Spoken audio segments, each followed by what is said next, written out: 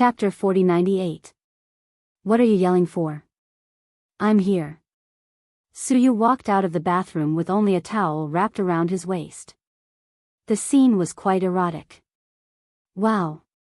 Boss, you're back to full health. I'm back to life, but I'm not at full health. I'm so hungry.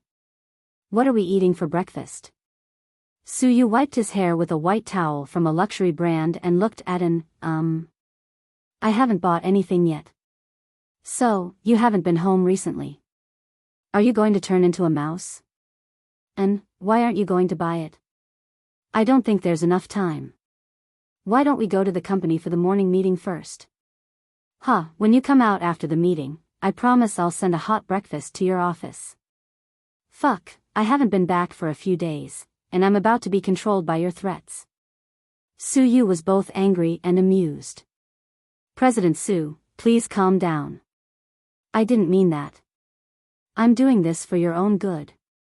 There's a shareholders meeting this morning. You haven't been here for many days, and some unreliable rumors have started to spread in the company. Suyu raised his eyebrows and sat on the bed. For example, someone said that you absconded with the money. Fuck, this is my money. Why would I run? Suyu was speechless. Also, someone said that you cheated on President Hua and eloped with President Hua because you were afraid that President Qin would hunt you down, and said. Ahem. This rumor is really full of imagination. Anyway, people are really worried when you're not here. So, President Su, you should go to the morning meeting. I can hold my head up high. Okay, then pack up and go to the company now. Remember to buy me breakfast. Okay. How about jianbing with soy milk? Okay, add 2 eggs. After discussing breakfast, Suyu changed into a new set of clothes quickly. It was especially cold in the north in winter, and it would snow without warning. Suyu was wearing a Burberry cashmere coat. It was light blue and looked very nice. Perhaps because he was afraid of the cold, he wore a scarf, which was rare. Her outfit made people's eyes light up. And drove Suyu's black Bentley, and Suyu sat in the passenger seat. She hadn't been to the company for a few days. On her first day of work, it was Imperial Star that blew up. Many girls were smitten when they saw the president return. Along the way, there were girls constantly greeting Suyu. Shaoan, who followed behind Suyu, felt very majestic. Good morning, President Su. Good morning, President Su. President Su, you're so handsome today. Good morning, Boss Su. When everyone saw Suyu, it was as if they had been injected with chicken blood. The previous rumors of Suyu running away were also dispelled. Suyu took off his jacket and entered the meeting room. There was an unprepared morning meeting. By the time he finished his work and came out, and had already bought breakfast and placed it on his desk. She looked at the neat desk and the traffic outside the glass window. Suyu actually felt like he was alive. Thinking back to how he was tortured half to death by Zhao Jingya and the others that day, Suyu thought that he was going to die there. Unexpectedly, in the end, it was that bastard Hua Xiqian who saved him and Hua Mian. That was why life was such a wonderful thing. After Suyu took a simple bite of breakfast, he entered a state of mind. On WeChat, there were red packets from everyone. Perhaps it was to celebrate Suyu's safe return. Tang Chuan sent a lot of red packets in his private group. He even specifically asked Suyu if he wanted to drink with him tonight. Suyu held his phone and didn't wait for a reply. And said, President Su, today is the finals of Dancing Allure. Do you want to go and watch it live? Chapter 4099. Hearing the words, Dancing Allure, Suyu realized he hadn't seen Han Yueyao for a long time. He had received several WeChat messages from Han Yueyao, but he had just come back yesterday and was in a bad mood, so he didn't reply to any of them. Xiao An's question stirred up many memories in him. Did she go to the scene? Her manager and assistant were there, and a few higher-ups from our company were there as well. Miss Han has gained a lot of fans ever since she started dancing in Allure. The paparazzi wanted to dig up some dirt on Miss Han when she was in school, but they found that there was nothing to dig up. They couldn't tell that Miss Han was really a good girl in the past, and it seemed like she hadn't even been in a relationship before. This made many fans have a good impression of her, and even the fans who previously dissed her have become her fans. Her Weibo followers have already reached 5 million, and she's the dark horse of our company this year. Now, there are a lot of companies that want to book commercials, movies, and TV series. And praised Han Yueao a lot. It was obvious that he liked this girl. He kept praising her in front of the boss, which seemed to add to her popularity. You seem to have a good impression of Han Yueao. Of course. Miss Han is a woman of character. Who doesn't like her? And grinned. Do you want to pursue her? Pooh. No. I only have Queen Yen in my heart. And joked, but Suyu suddenly thought of something. Shaoan, there's something I have to tell you. What is it? And didn't seem to realize something bad was about to happen. Lu Yen went with Qin Chu to rescue me and Mian, right? Yeah. She came in the middle of the night. She was very cool. She jumped off the helicopter and had a short chat with President Qin before leaving. And couldn't get the scenes of Lu Yen out of his mind. But after this incident, I heard from Qin Chu that Lu Yen seems to what? And looked at Suyu in puzzlement. Lu Yen seems to have disappeared. Disappeared? How is that possible? Boss, do you know how powerful Lu Yen is? I know. I know Lu Yan's identity, but she seems to have gone missing. Her boyfriend went to the hospital to see Qin Chu. I heard there was a pool of blood at the place where she went missing. It was confirmed to be hers. How is that possible? Lu Yen is the god of war and can't be killed. Few people in the world can defeat her, unless they are aliens. And knew Lu Yen very well and knew very few people could defeat her. He couldn't believe that Lu Yen had bad news. Don't worry. I'm just telling you. Maybe. Lu Yen was injured and went into hiding to heal herself. I think so too. Get the car ready. What? President Su, are you going out? Aren't we going to dance toppling cities? You agree? And was excited and happy for her. I promised Han Yueao and don't want to break my promise. Han Yueao and Yuan Bo were about to go on the stage and were nervous. Before going on the stage, Han Yueao looked back as if she was waiting for someone. Yao, don't be nervous. Just dance as you've rehearsed. Don't be afraid, the assistant comforted her. Okay. I'm fine. At this moment, her agent walked over excitedly with her cell phone. President Su will be here in 3 minutes. Yao, do your best. Is President Su coming? Han Yueao couldn't suppress her excitement. Chapter 4100. Her agent nodded repeatedly. Yes, yes. I'm coming. Unable to suppress the joy in her heart, Han Yueao smiled shyly. Yuan Bo glanced at her and rolled his eyes at her. Han Yueao, treat me to dinner if you win. After all, I've worked hard. Okay. I'll treat you to spicy hot pot. In a good mood, Han Yueao teased Yuan Bo knowing that Su Yu was here. Han Yueao was in high spirits the whole time. However, when the results of the competition were announced, they weren't the winners. Instead, it was another pair. The other pair was also a man who wasn't very famous, but the woman was somewhat famous. However, the other couple didn't perform as well as Han Yueao and Yuan Bo. However, the judges voted for the other couple. It was obvious that there was something fishy going on. The netizens who were watching the live stream began to curse on the bullet screen. Damn it. Are the judges blind? Han Yueao's team danced so well, but they didn't win the competition. I'm not convinced. It's obvious that there's something fishy going on. Did Lord Su of Imperial Star not inform them this time? Poor Yuanbo. He worked hard for so long but didn't win the competition. The disgusting program is so disgusting. My Bo will never participate in such a stupid competition again.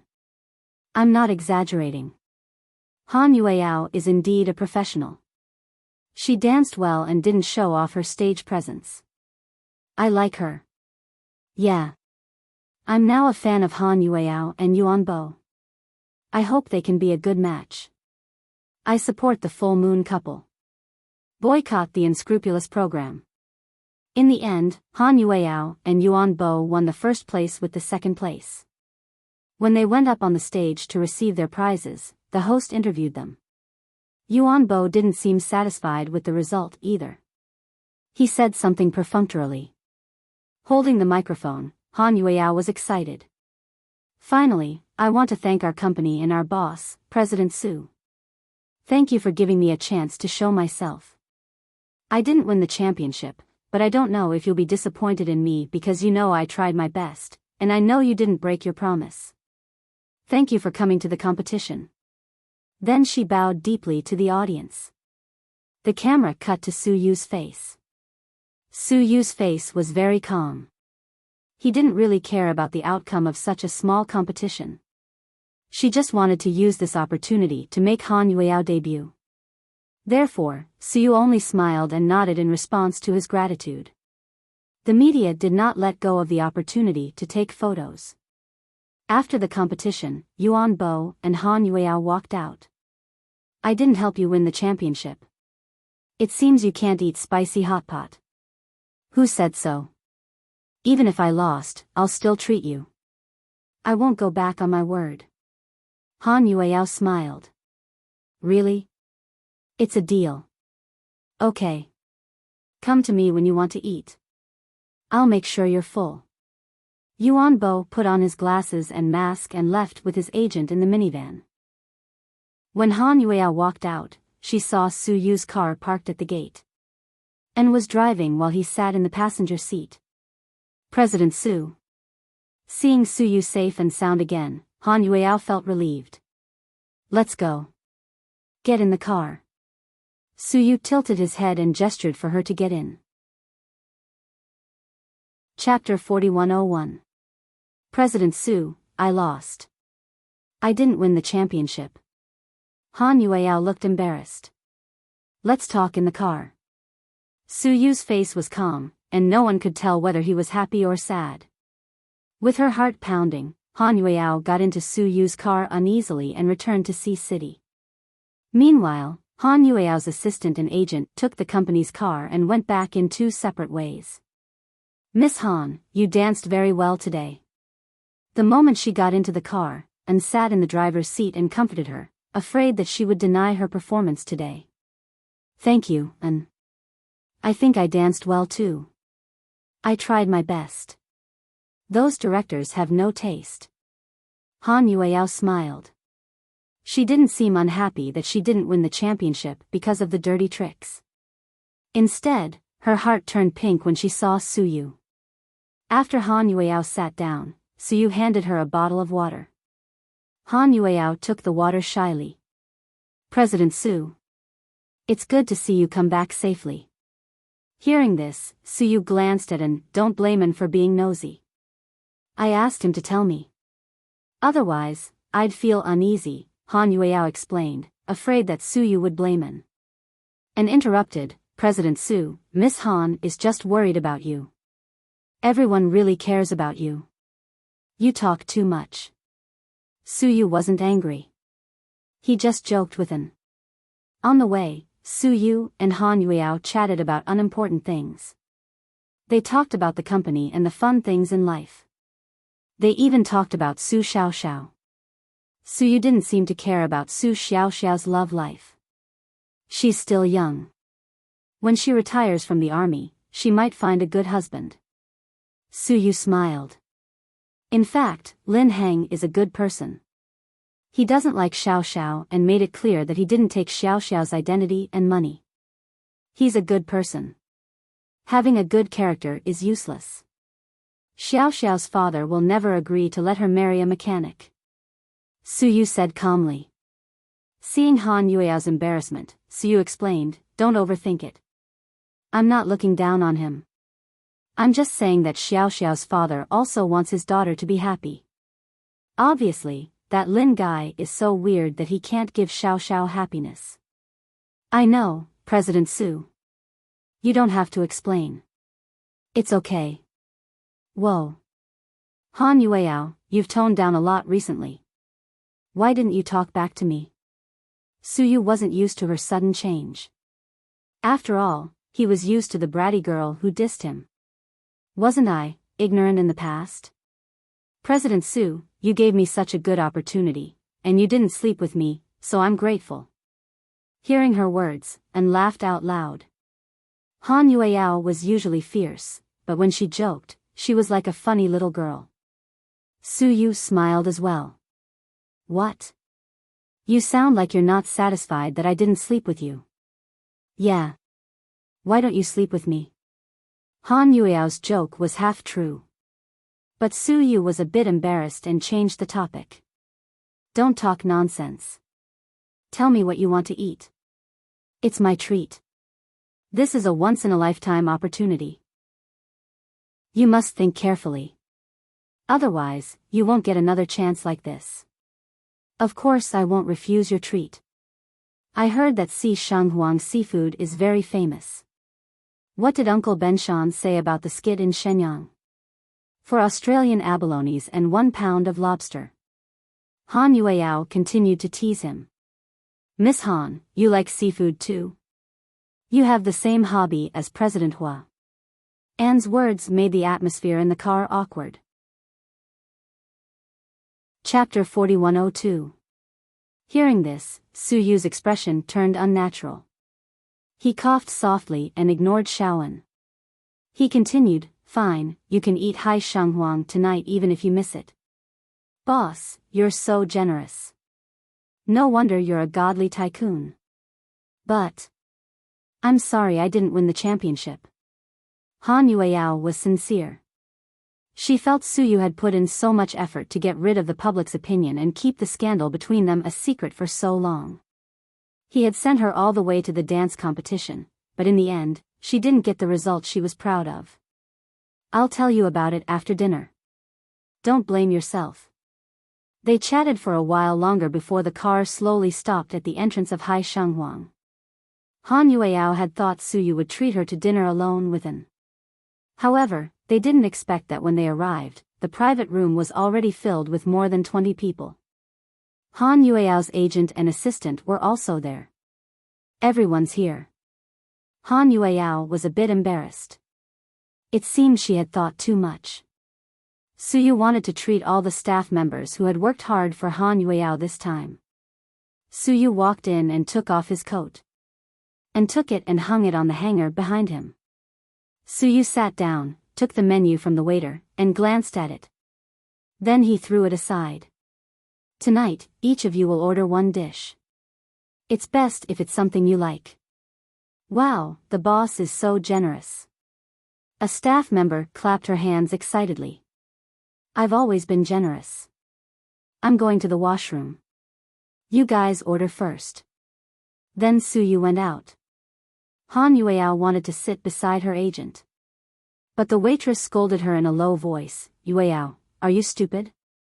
It's such a good opportunity. Why don't you sit beside me? You should sit beside President Su." Before Han Yueao could reply, An pulled a chair close to Suyu and looked at Han Yueao. "Miss Han, sit here." "Yeah, Yao Yao, you should be next to the boss. You're the biggest contributor today. Although you're second, we've done our best."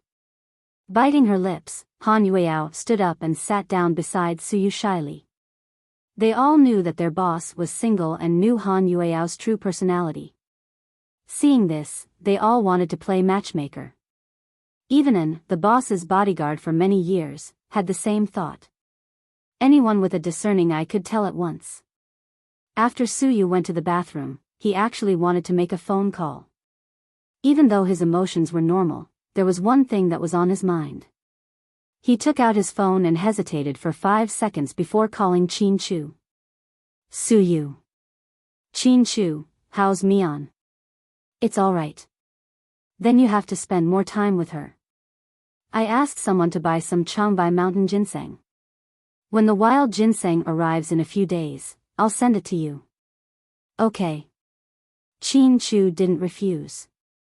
In fact, after this incident, his relationship with Suyu didn't become estranged because of the loss of the baby.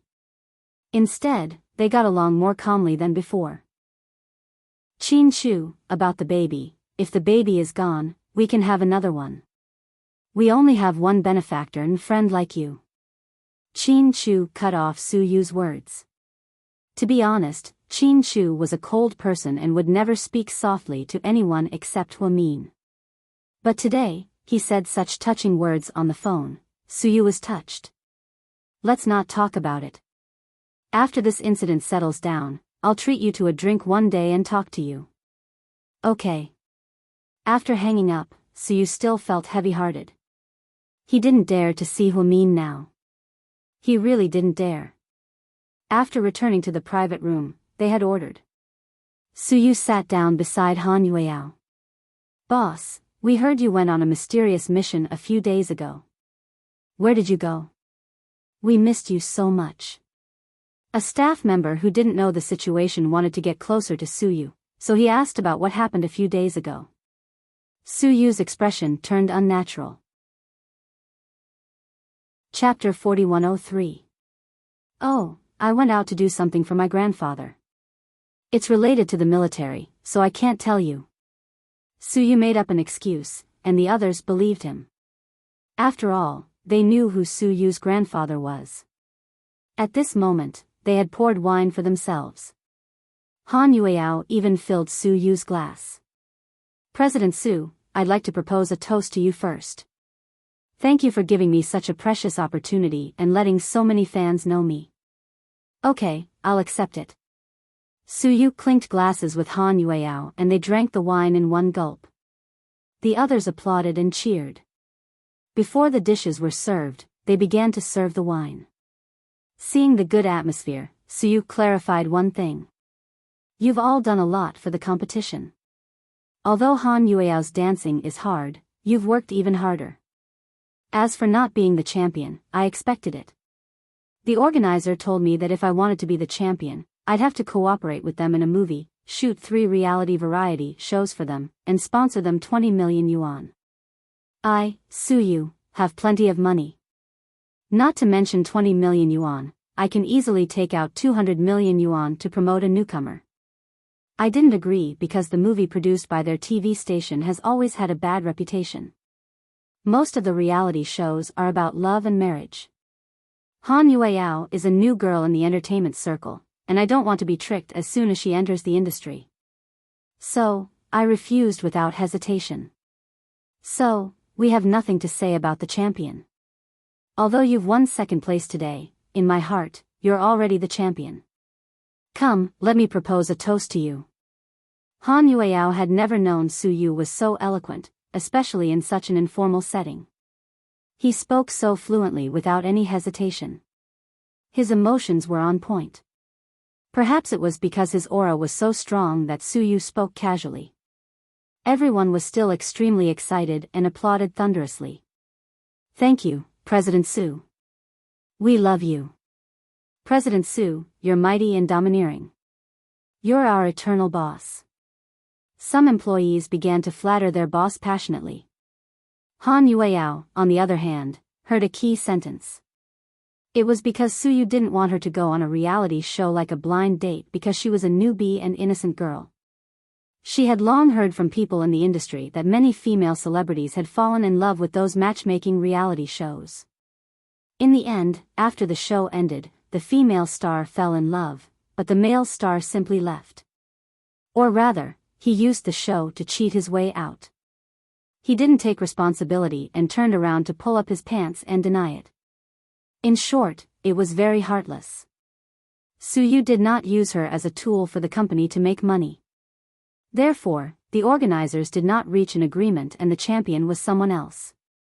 She was touched by Suyu's thoughtfulness and felt proud of him for acting like a big boss today. While Suyu drank, she stole glances at him. The more she thought about it, the more she felt the butterflies in her stomach. Previously, she had boasted that if Suyu returned safely, she would shamelessly confess to him. Now that Suyu was back, was she really going to confess? Han Yueao blushed at the thought. Wow. Miss Han, your face is so red. Are you allergic to alcohol? And was an insensitive person. He thought Han Yueao was allergic to alcohol. No, I'm like this when I drink. My mom said that people who blush when they drink are easy to befriend. They're honest and worth being friends with. Haha. Han Yueao laughed. What do you mean by honest? Why don't you just say that someone like you won't last more than 2 episodes in Jinhuan? Suyu began to mock her. Of course, he was joking. Chapter 4104. Ha ha ha. President Su, you overestimate me. How can I last 2 episodes? I'll kick the bucket in half an episode at most.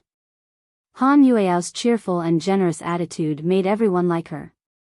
She was probably the second female star in Imperial Star Entertainment who was popular after Nie Lingxian. Of course, Han Yueao's status was not as high as Nie Lingshuan's. After all, she was a newcomer. But since President Su supported her so much, it was obvious that she would do well in the future.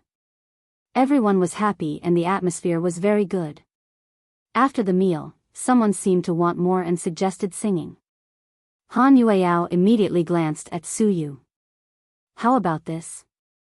You guys can go and have fun. I'll pay the bill. What about you, President Su? Someone asked. I'm going to have supper with a few friends. There's still the second half of the game, so I won't go. Han Yueao, you're the hero. You can go with them and get the reimbursement from the finance department tomorrow. President Su, you're not going? Han Yueao was a bit disappointed. After all, she wanted to confess to him because she was drunk. I'm not going. I'm going with Tang Chuan and Mr. Wei. Oh, okay, you guys go. Have fun. Then Suyu glanced at an go get my wallet and pay the bill. Then drive the car to the door. Okay, President Su. Then Suyu stood up, picked up his coat, and was about to walk downstairs.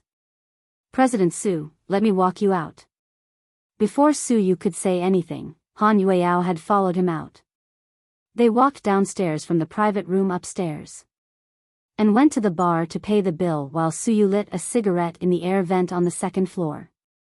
President Su, are you in a bad mood? No. Don't talk nonsense. Isn't today a celebration for you? I'm in a good mood. Then why do I feel that you have something on your mind today? You're Sherlock Holmes. Please, don't make wild guesses. The game is over. You should have a good rest. I'll give you 3 days off. After all, you've been tired for so long. I'm fine. Don't worry. Don't. It'll be bad if the media takes photos of us exploiting our artists. As for your contract, I'll talk to the other executives and draft one. We'll sign it soon. After that, you'll officially debut as an artist of Imperial Star. Han Yueao. This is what you wanted, right? You won't regret it, right? She knew what Suyu meant.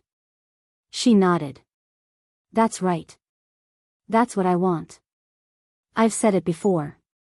I don't need to be famous, but I need to earn more money. I've set a goal for myself now. I want to work hard to buy a better house for my parents in Jingdu within 2 years. The one at home is already so dilapidated.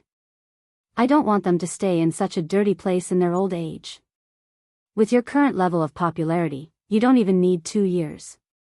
Maybe half a year is enough. Suyu laughed. Thank you, President Su, for giving me this chance. I'm really, really grateful. Okay. If you're grateful, make money for the company as a reward. If you become famous one day, you can jump ship at a high price like those ungrateful people. But I don't think you have the guts to do that. After all, The penalty for breaking the contract is very expensive, Suyu said jokingly as he blew out a smoke ring. I won't. I'll never betray you. There was nothing wrong with this statement since it was an employee's way of showing their loyalty to their boss. But when she said it, Suyu felt it was a bit strange. So he didn't answer, and didn't say a word. She lowered her head and said, President Su, in fact, I've been wanting to tell you something. I've decided to tell you when you come back safely. Chapter 4105. Suyu wasn't an idiot. He seemed to know what Han Yueyao was going to say. Just when Han Yueyao was so nervous that her heart was about to jump out of her chest, suddenly, he said something that didn't suit the occasion. Did you have a good meal today? Huh? Han Yueyao was dumbfounded. This was simply a group of donkeys that did not fit the horse's mouth. There were too many people today, so I probably didn't have a good meal. If there's a chance, I'll treat you to a meal alone. You did well today. You're very outstanding. President Su, that's not what I wanted to say. In fact, I wanted to say, I'm afraid Mr. Tang and the others are anxious. I'm leaving now. Take your colleagues out to play and go home early. Suyu patted Han Yueao's shoulder. Just like that, he blocked Han Yueao's unspoken words with ease. After Suyu left, she stood there in a daze. Did he mean that he was tactfully rejected? No, she hadn't said anything yet. President Su shouldn't know. Han Yueyao was extremely conflicted. She didn't know what Suyu meant by this. Did he refuse her confession because he didn't want her to confess to him? Or did Suyu not know what she was going to say? Did he really have something to do and leave in a hurry? Anyway, she didn't confess her love to him. At a loss, Han Yueyao stood in the corridor on the second floor. She was called up by her colleagues and had to go karaoke with them. She didn't want to spoil everyone's fun. After Suyu got into the car, he and went directly to Tang Chuan's private club. When they arrived, Tang Chuan and Wei Liao had already arrived. Seeing that they didn't call him, Suyu didn't ask. He walked in and said to the waiter, "Give me some more whiskey." "What do you mean?" "Lord Su, do you want to get drunk?" Tang Chuan looked at Suyu. It had been a long time since he took the initiative to get drunk. "That's right. Didn't the two of you come here today to risk your lives to accompany this gentleman?" Suyu asked. "Sure, just tell me how you want to drink. Even if you want to vomit blood, I'll accompany you to the end."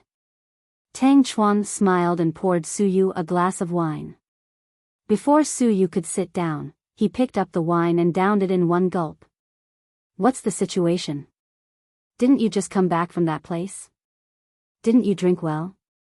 Wei Liao was a little puzzled. President Su drank a lot over there too. He drank 6 bottles of beer, and added, "That's quite a lot. Lord Su, you've survived a great calamity. I'm so happy." Tang Chuan did not think too much about it. He only thought that Suyu was in a good mood and was excited. However, when Wei Liao carefully looked at Suyu's micro-expressions and eyes, he felt that this matter wasn't as simple as it seemed. "Cut the crap. Are you drinking or not?" "Yes, I must drink." Tang Chuan rolled up his sleeves and prepared to drink.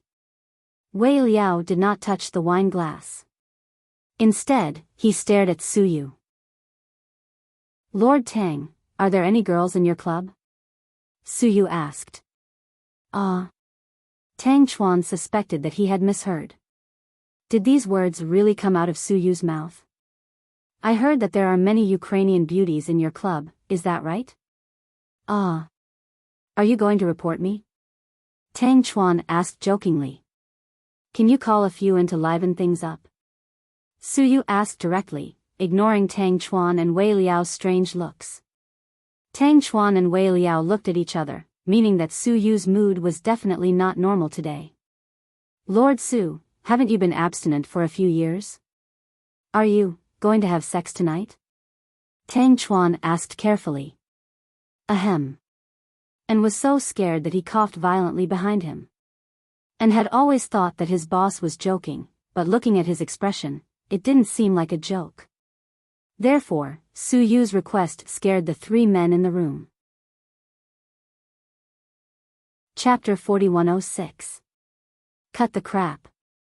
It's not easy to come to your place. Are you willing to give it up? Su-yu glared at Tang Chuan. Of course. But I'll give it all to you. Wei Liao and I are both married, so we won't get involved. Ever since Tang Chuan got together with Qin Ning, he was known to be henpecked. He used to make fun of Wei Liao for being afraid of Dr. Jiang. Later, when it was his turn, he was even worse. Seeing Qin Ning was worse than a mouse seeing a cat. Therefore, Tang Chuan didn't go looking for girls in a private club. In the past, even if they went looking for girls, Su-yu wouldn't do it. Ever since he fell in love with Huamin, he hadn't slept with anyone for many years. Even Zheng Ro was chased out by Su-yu when she took off her clothes and crawled into bed. There were also some shameless female celebrities who tried to seduce him, but none of them succeeded. It could only be said that Su-yu's conviction was too strong. He liked Huamin too deeply. Even if it was one-sided, it was enough to make him willingly keep his virginity. Now, Su-yu took the initiative to ask for girls. This surprised Wei Liao and Tang Chuan. However, in order not to spoil Su-yu's mood, Tang Chuan decided to agree to his request. Tang Chuan clapped his hands, and the club manager immediately came in. He served these masters at their beck and call. President Tang, what can I do for you? Bring the prettiest girls in our club here for Lord Su to choose. Okay. I'll do it right away. The manager nodded quickly. 10 minutes later. The manager brought in 10 beautiful women. All of them had hot bodies and were more than 7 meters tall. They were comparable to the supermodels in the Victoria's Secret fashion show, and they were all top-notch. 3 of them were foreign beauties. They were the Ukrainian beauties mentioned before. Those who frequented nightclubs knew that these were the best of the best. Lord Su, take a look and see if there's anyone you like. If not, I'll go and find another batch. The manager carefully stood in front of Su-yu. Su-yu didn't even look up. He just randomly pointed at 2 people. Just the 2 of them. Did you hear that? It's just the 2 of you. Serve Lord Su well.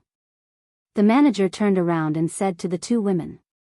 The 2 beauties were obviously flattered. They quickly trotted over and sat on either side of Su-yu. They didn't dare to get too close. After all, they had heard that Lord Su had a bad temper. Of the 2 women, one took the initiative to pour a glass of wine for Su-yu, while the other took the initiative to stick a piece of fruit into her mouth. Su-yu opened his mouth and took a bite. These silent actions shocked Tang Chuan and Wei Liao. Xiao An's jaw was about to drop. Master Wei, what's going on? Lord Su came back this time. Something's wrong. Is it because of a ghost? Tang Chuan whispered in Wei Liao's ear. I don't think it's simple either. But it's impossible that it's because of a ghost. Don't talk nonsense. I think Lord Su has something on his mind. Wei Liao was older and could see through people's hearts. This time, Su came back. On the surface, he seemed to be fine, just like before. However, there seemed to be something pressing down on his heart. However, Tang Chuan and Wei Liao didn't take the initiative to ask. Instead, they accompanied Su to drink. The men played until late into the night. Before leaving, Su even took one of the women to the Bentley and returned to his residence. Wei Liao looked at the leaving Bentley and frowned. When I have the chance, I should talk to Huamin and find out what happened in Yunnan to make her so agitated. Su brought the beauty back to the villa. He didn't bring her back to his room, nor did he do anything else. He just took out a stack of cash and placed it on the table. It was probably more than 100,000 yuan. Then, Su looked at the woman and said, I'll arrange for a car to pick you up in 2 hours. Mr. Su, what do I need to do now? The woman stood up and looked at Su Yu with an ambiguous smile. Chapter 4107. You can choose to watch TV or eat supper. Then, Su Yu turned around and went upstairs coldly. The beauty was left standing in the living room, dumbfounded. What was going on? She was brought home by a super rich man in the middle of the night and thought she had a chance to soar. But, miss, don't talk nonsense after taking the money. Our boss has a bad temper, and understood what President Su was thinking. He didn't want anything to happen. Perhaps he just wanted to numb himself temporarily. The woman had been in the nightclub for a long time, so she immediately understood what was going on. She hurriedly picked up the money and put it into her extravagant Chanel bag. Then, she interjected, I know, little brother. President Su quarreled with his girlfriend and purposely made his girlfriend jealous. Actually, he didn't really want to betray her. I know these tricks. But then again, which girl is so lucky to have a boyfriend like President Su? If I did, I wouldn't be willing to quarrel with my boyfriend. I would coax him every day. You talk too much. You'd better be quiet for 2 hours and leave later. And couldn't be bothered to talk to him anymore. Then, and went to the kitchen to boil water, intending to make a cup of tea for Su Yu to sober up. 2 hours later, the woman was picked up by a prearranged car. Of course, those who didn't know better would definitely think that this woman and Su Yu had a one-night stand. After all, she went home with Su Yu at 1:00 in the morning and left at 3:00. No one was stupid enough to know what happened in the middle of the night. Perhaps this was the result that Su Yu wanted. After sending the woman away, and went upstairs to check on Su Yu. However, he found that Su Yu's bedroom door was open. He was sitting on the carpet by the bed with a half-drunk bottle of whiskey in his hand. Boss, you drank too much today. You can't drink anymore. Whiskey is too strong. It's easy to hurt your stomach. And saw with his own eyes how much Su Yu, Wei Liao, and Tang Chuan drank today. He thought that he would sleep peacefully after returning home. Unexpectedly, he seemed to be unhappy and was drinking alone. Shaoan, I feel terrible.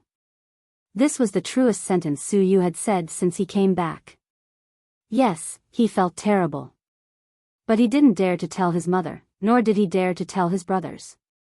Everyone was very concerned about him, and he didn't want them to worry. Perhaps she had been in love with Huamin for so long that she was the kind of person who would always think for others. Su Yu had been holding it in until now. Boss, if there's anything you're unhappy about, you can tell Shaoan. Shaoan walked over and snatched the bottle from Su Yu's hand when he wasn't paying attention. Then she sat down beside him. In order to save me, Mian lost a child that was about to be born. I'm not a fucking human. Su Yu said this with tears in his eyes.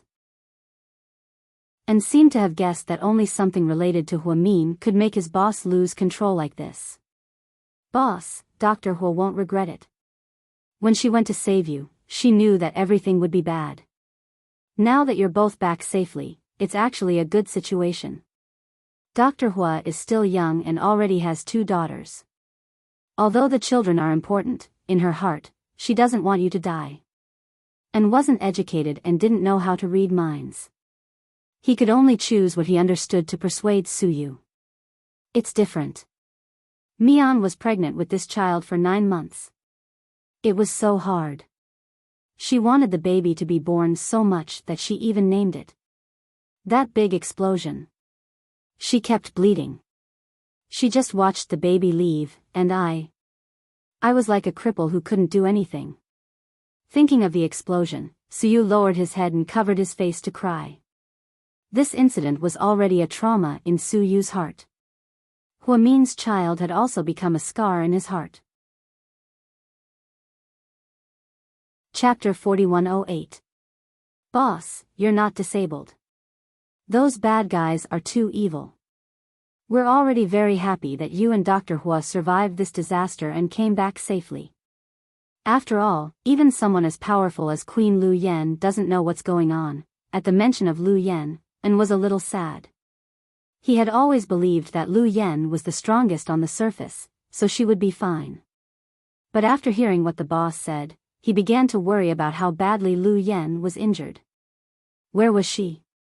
Logically speaking, Lu Yen loved her sister very much. When Dr. Hua came back, she would come to visit. Could it be that she was ambushed by her enemies after she was injured? After all, Lu Yen had too many enemies, and didn't dare to think too much. The more he thought about it, the more panicked he became. Su Yu, on the other hand, was already unconscious as he cried. After all, he drank so much wine, he vomited all over the floor, and finally helped the boss change his clothes and put him to bed before returning to the bed. However, he knew that this matter was a thorn in the boss's heart that he wouldn't be able to get over in a short time. When An lay in bed, it was already 4:30 a.m., and the sky was almost bright. Then, he received a call from Han Yueyao. Miss Han. An, are you with President Su? Yeah, we're together. Where are you? At home. Oh. I sent President Su a WeChat message, but he didn't reply or pick up my calls. I thought something happened and was a little worried. Oh, it's fine. Don't worry. We came back a long time ago.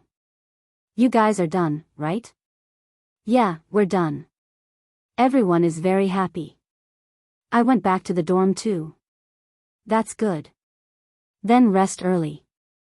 Remember to ask the boss for reimbursement tomorrow.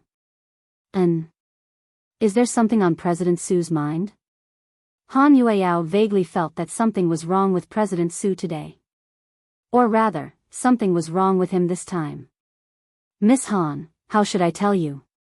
President Su is indeed in a bad mood. I don't know if you've seen Dr. Hua yet.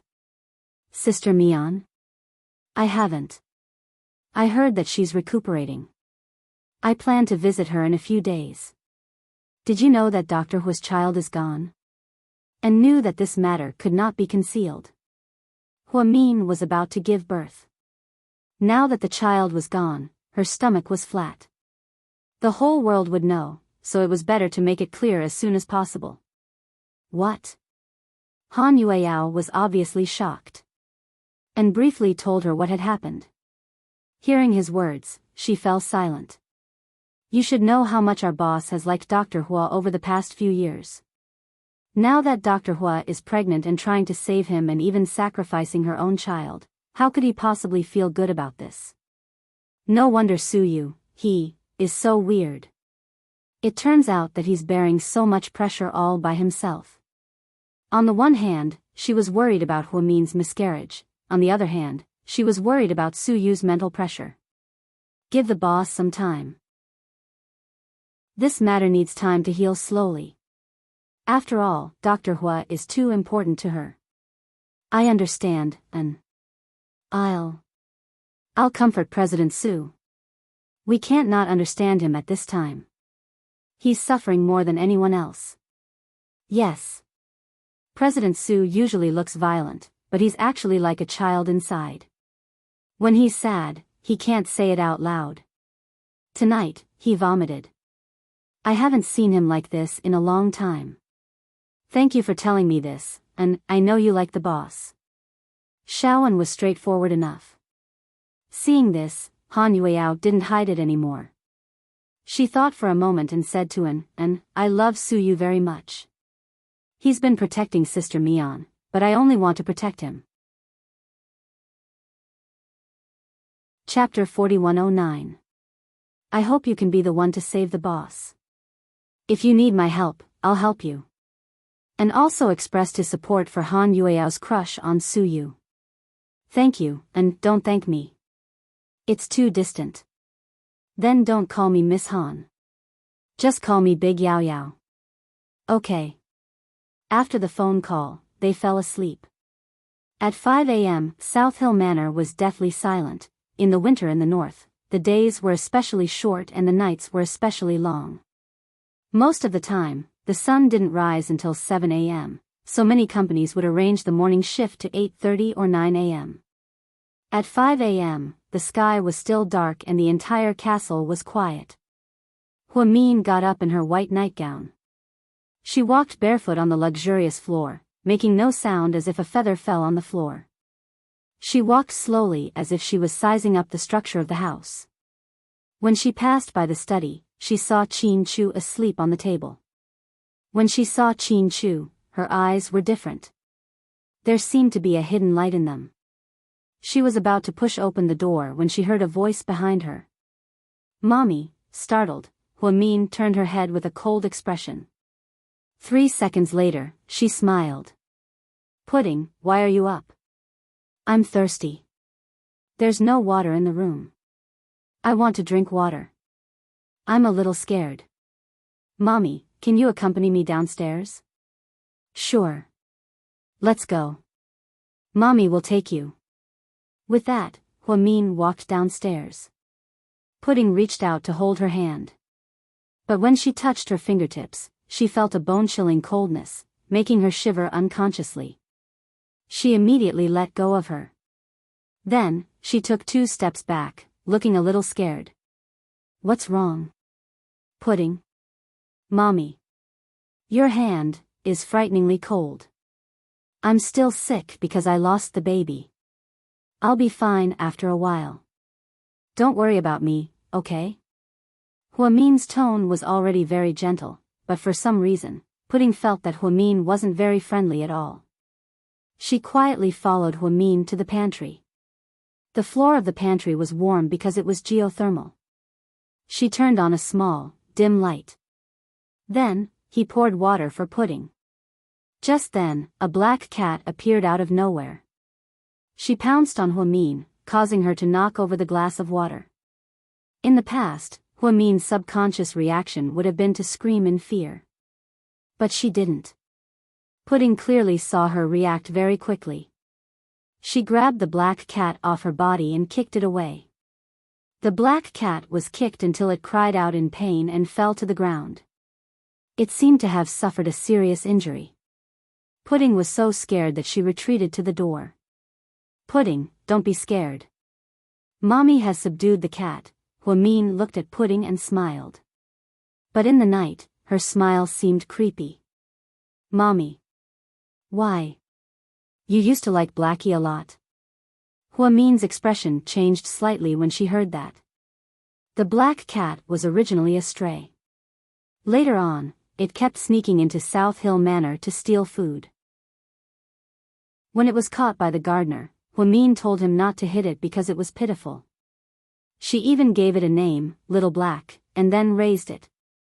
Blackie went somewhere to play and came back every night to look for food. After eating, it would sleep in the pantry because it was warm and there was cat food. It had always been close to Huamin and had never hurt anyone in the family. Sometimes, Pudding would give it cake. Pudding didn't know why it was so mean. Most importantly, Huamin's reaction was very violent. That kick almost paralyzed the cat. Pudding was so scary. "What's wrong? What happened?" Qin Chu had come downstairs at some point, and his tall figure was standing at the door. Chapter 41:10. Honey. Just now, Little Black. I don't know what happened. It suddenly jumped up and wanted to hurt me.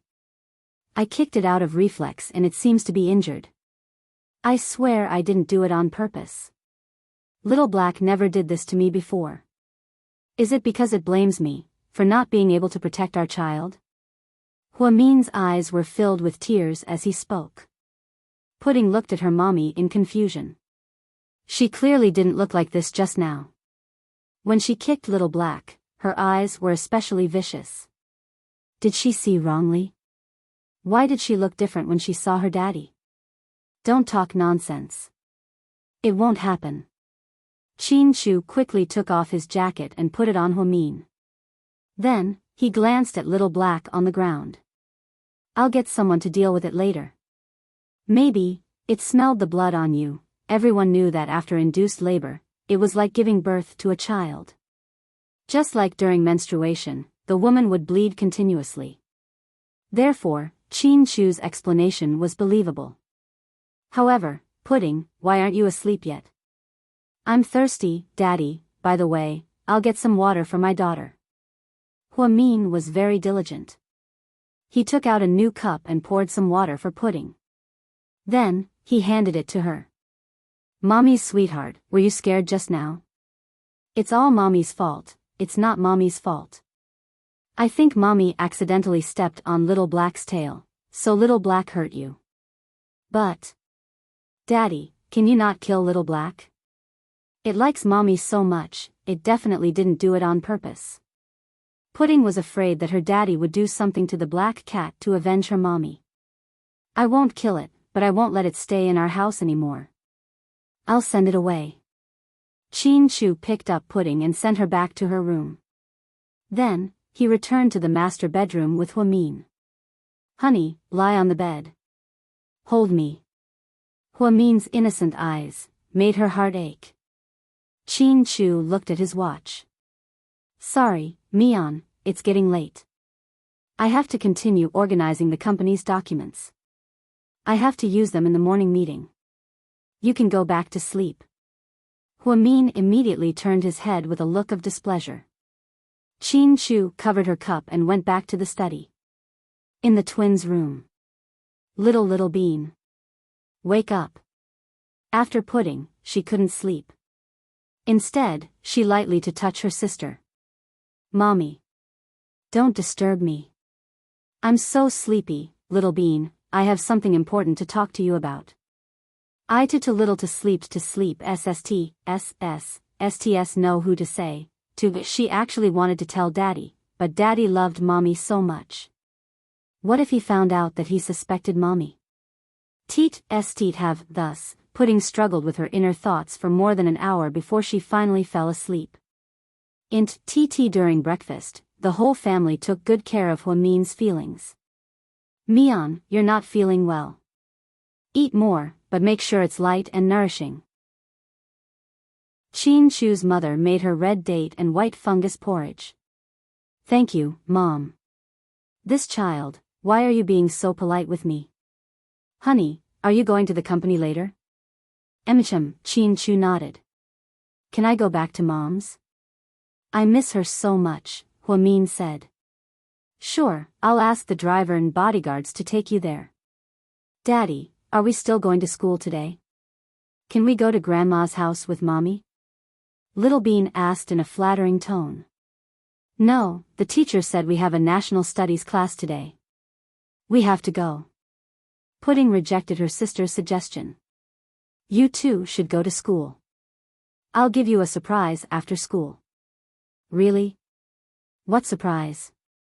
Little Bean's eyes lit up. Chapter 41:11. Are you an idiot? If Daddy told you, it wouldn't be a surprise. Pudding glanced at her little sister indifferently. Little Bean, you two, eat your food and don't bicker. Be good at school. Huamin nagged as he looked at the two children lovingly. At this moment, Chin Chu's mother said, Mian, you're still young. Have a few more children in the future. I'll take care of them for you while I'm still healthy. Why are you saying this? Chin Chu's father didn't think it was appropriate to say these words now. To his surprise, Huamin didn't mind. Instead, he was happy. That's what I was thinking too, hubby. When I'm better and I'm done with my confinement, can we have another one? Huamin looked at Chin Chu expectantly. Okay, as long as you're happy. Chin Chu's reaction wasn't as happy as expected, but he still listened to Huamin. After breakfast, Chin Chu drove to work and drove the two children to school. Huamin, the bodyguard, and the driver went to Sky Blessing Court. Jixin and Bella didn't know Huamin was coming, so they went to work early. Only two people were at Sky Blessing Court. One was Yang Meirong, and the other was Jingda.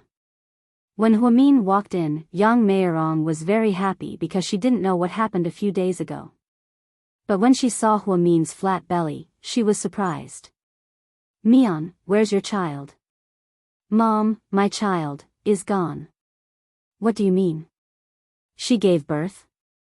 How come I didn't know? No one told me. Yang Meirong thought Huamin gave birth to the child by C-section early. Mom, the child has been induced. Induced? Yang Meirong felt dizzy and fell on the sofa. Huamin didn't reach out to help her. Jingde was obviously afraid of Huamin, so he didn't dare to get close. He just stood in the corner, far away. Mian, don't joke with me. I have a weak heart and high blood pressure. Mom, I'm not joking. That's what happened. Suyu was kidnapped and I went to save him. In the end, the kidnappers detonated the explosives. It's already very good that Suyu and I came back alive, but during the process, the child was injured by the explosion and became a stillborn, so we had to undergo induced labor. Mom, my heart hurts too, but this is the truth. Huamin told her everything in one breath. Yang Meirong couldn't take it anymore and kept clutching her chest. He panted heavily, then, she fainted, Xiao Rong. Jingde was worried that Yang Meirong had fainted and wanted to go to her. However, he was stopped by Huamin. Enough. She's unconscious and doesn't know anything. There's only the two of us here. Don't pretend. Jingde immediately got down on one knee. Young master. You've been living a good life here. How come you fell in love with this old woman? Sitting on the edge of the sofa, Huamin glanced at the unconscious Yang Meirong with disdain in his eyes. No. I don't dare. Jingde trembled in fear. It's okay to fall in love with her. After all, this old woman is quite pretty. But, she's really something since Huamin called her mom for so many years. But this woman looks so stupid. I don't want to waste my time talking to her. You're right, young master, 002, how's your life here? Has anyone seen through you? Huamin lowered his head and played with his fingernails, asking casually. No one has seen through me yet, but... Jingde seemed to think of something. Don't stutter when you talk to me. Huamin's eyes flashed with a cold light, making Jingde tremble in fear. Chapter 41:12. Yes, young master, it's like this. There's a member in this family. Oh, she's Jing Jixin's new wife, Jingde's daughter-in-law. She seems to be suspicious of me and has been spying on me. One day, she found me eating, but I'm not sure how much she saw. I don't think she told anyone about it. Huamian didn't say anything. Young master, I'm sorry. It's my fault. As soon as Jingde finished speaking, he felt a heavy punch to his chest. He felt as if his bones were about to shatter. Huamin rubbed his fists. If you continue to be such a piece of trash, I think you can meet the Real Jingde. Young master, please don't. I won't let you down. Enduring the pain, Jingde wiped the blood from the corner of his mouth and knelt on the ground, begging for mercy. You didn't ask for anything in the first place. The master sent you here to do an experiment and see how long you can live as Jingde. I told the master that you'd be fine for at least a year, but it's only been 2 months and you've already caused trouble for me. Do you think you're slapping me in the face? I wouldn't dare. Piece of trash. Huamin glared at Jingde, his eyes full of disgust. Young master, please spare me. Are you hungry? I'll go prepare some food. Do you have food here? When it came to food, Huamin seemed more interested. She licked her lips. Ever since she came back, she hadn't eaten much. She even forced herself to eat food she didn't like with those idiots at South Hill Manor. It was like chewing wax, making it hard for her to swallow. Now that Jingde said there was food here, Huamin felt much better. Yes, yes, yes. I'll go prepare it now. Jingde immediately got up and ran to the fridge. Then, he took out a bag of blood from the bottom of the fridge. Then, he carefully poured the blood into his master's cup. He had carefully found these and stored them, afraid that the Jing family would find them. He put these things at the bottom of the fridge and covered it with many fridges. Fortunately, no one found them. Huamin took the cup of cold red liquid. He only took a small sip. Then, he smashed the cup, grabbed Jingda's neck with one hand, and lifted him into the air. From this, it could be seen how astonishing her arm strength and instantaneous explosive power were. Young master, spare me, don't, you trash. What the hell did you make me drink? She found the taste disgusting the moment she drank it. She felt as if someone had suddenly given her a glass of alcohol mixed with water after she was used to drinking fine whiskey. Young master, it's really blood. I wouldn't dare lie to you. Jingda felt like he was about to suffocate, but he still tried to explain. What blood? Huamin stared at Jingda coldly. His eyes were slightly glowing with a green light, which made him look like a terrifying beast. It's from a Samoyed. As soon as he finished speaking, Huamin threw him to the ground. Jingda didn't dare to delay. He struggled to get up from the ground and knelt down again. No wonder it tastes so bad. 002, you're getting better and better. Are you so desperate that you have to drink dog's blood to survive? Young master, this city is very safe with many policemen. I don't dare. I'm afraid that my identity will be exposed. I have no choice. I'll give you 20 minutes. I want fresh, human blood. Right now, or I'll crush your head.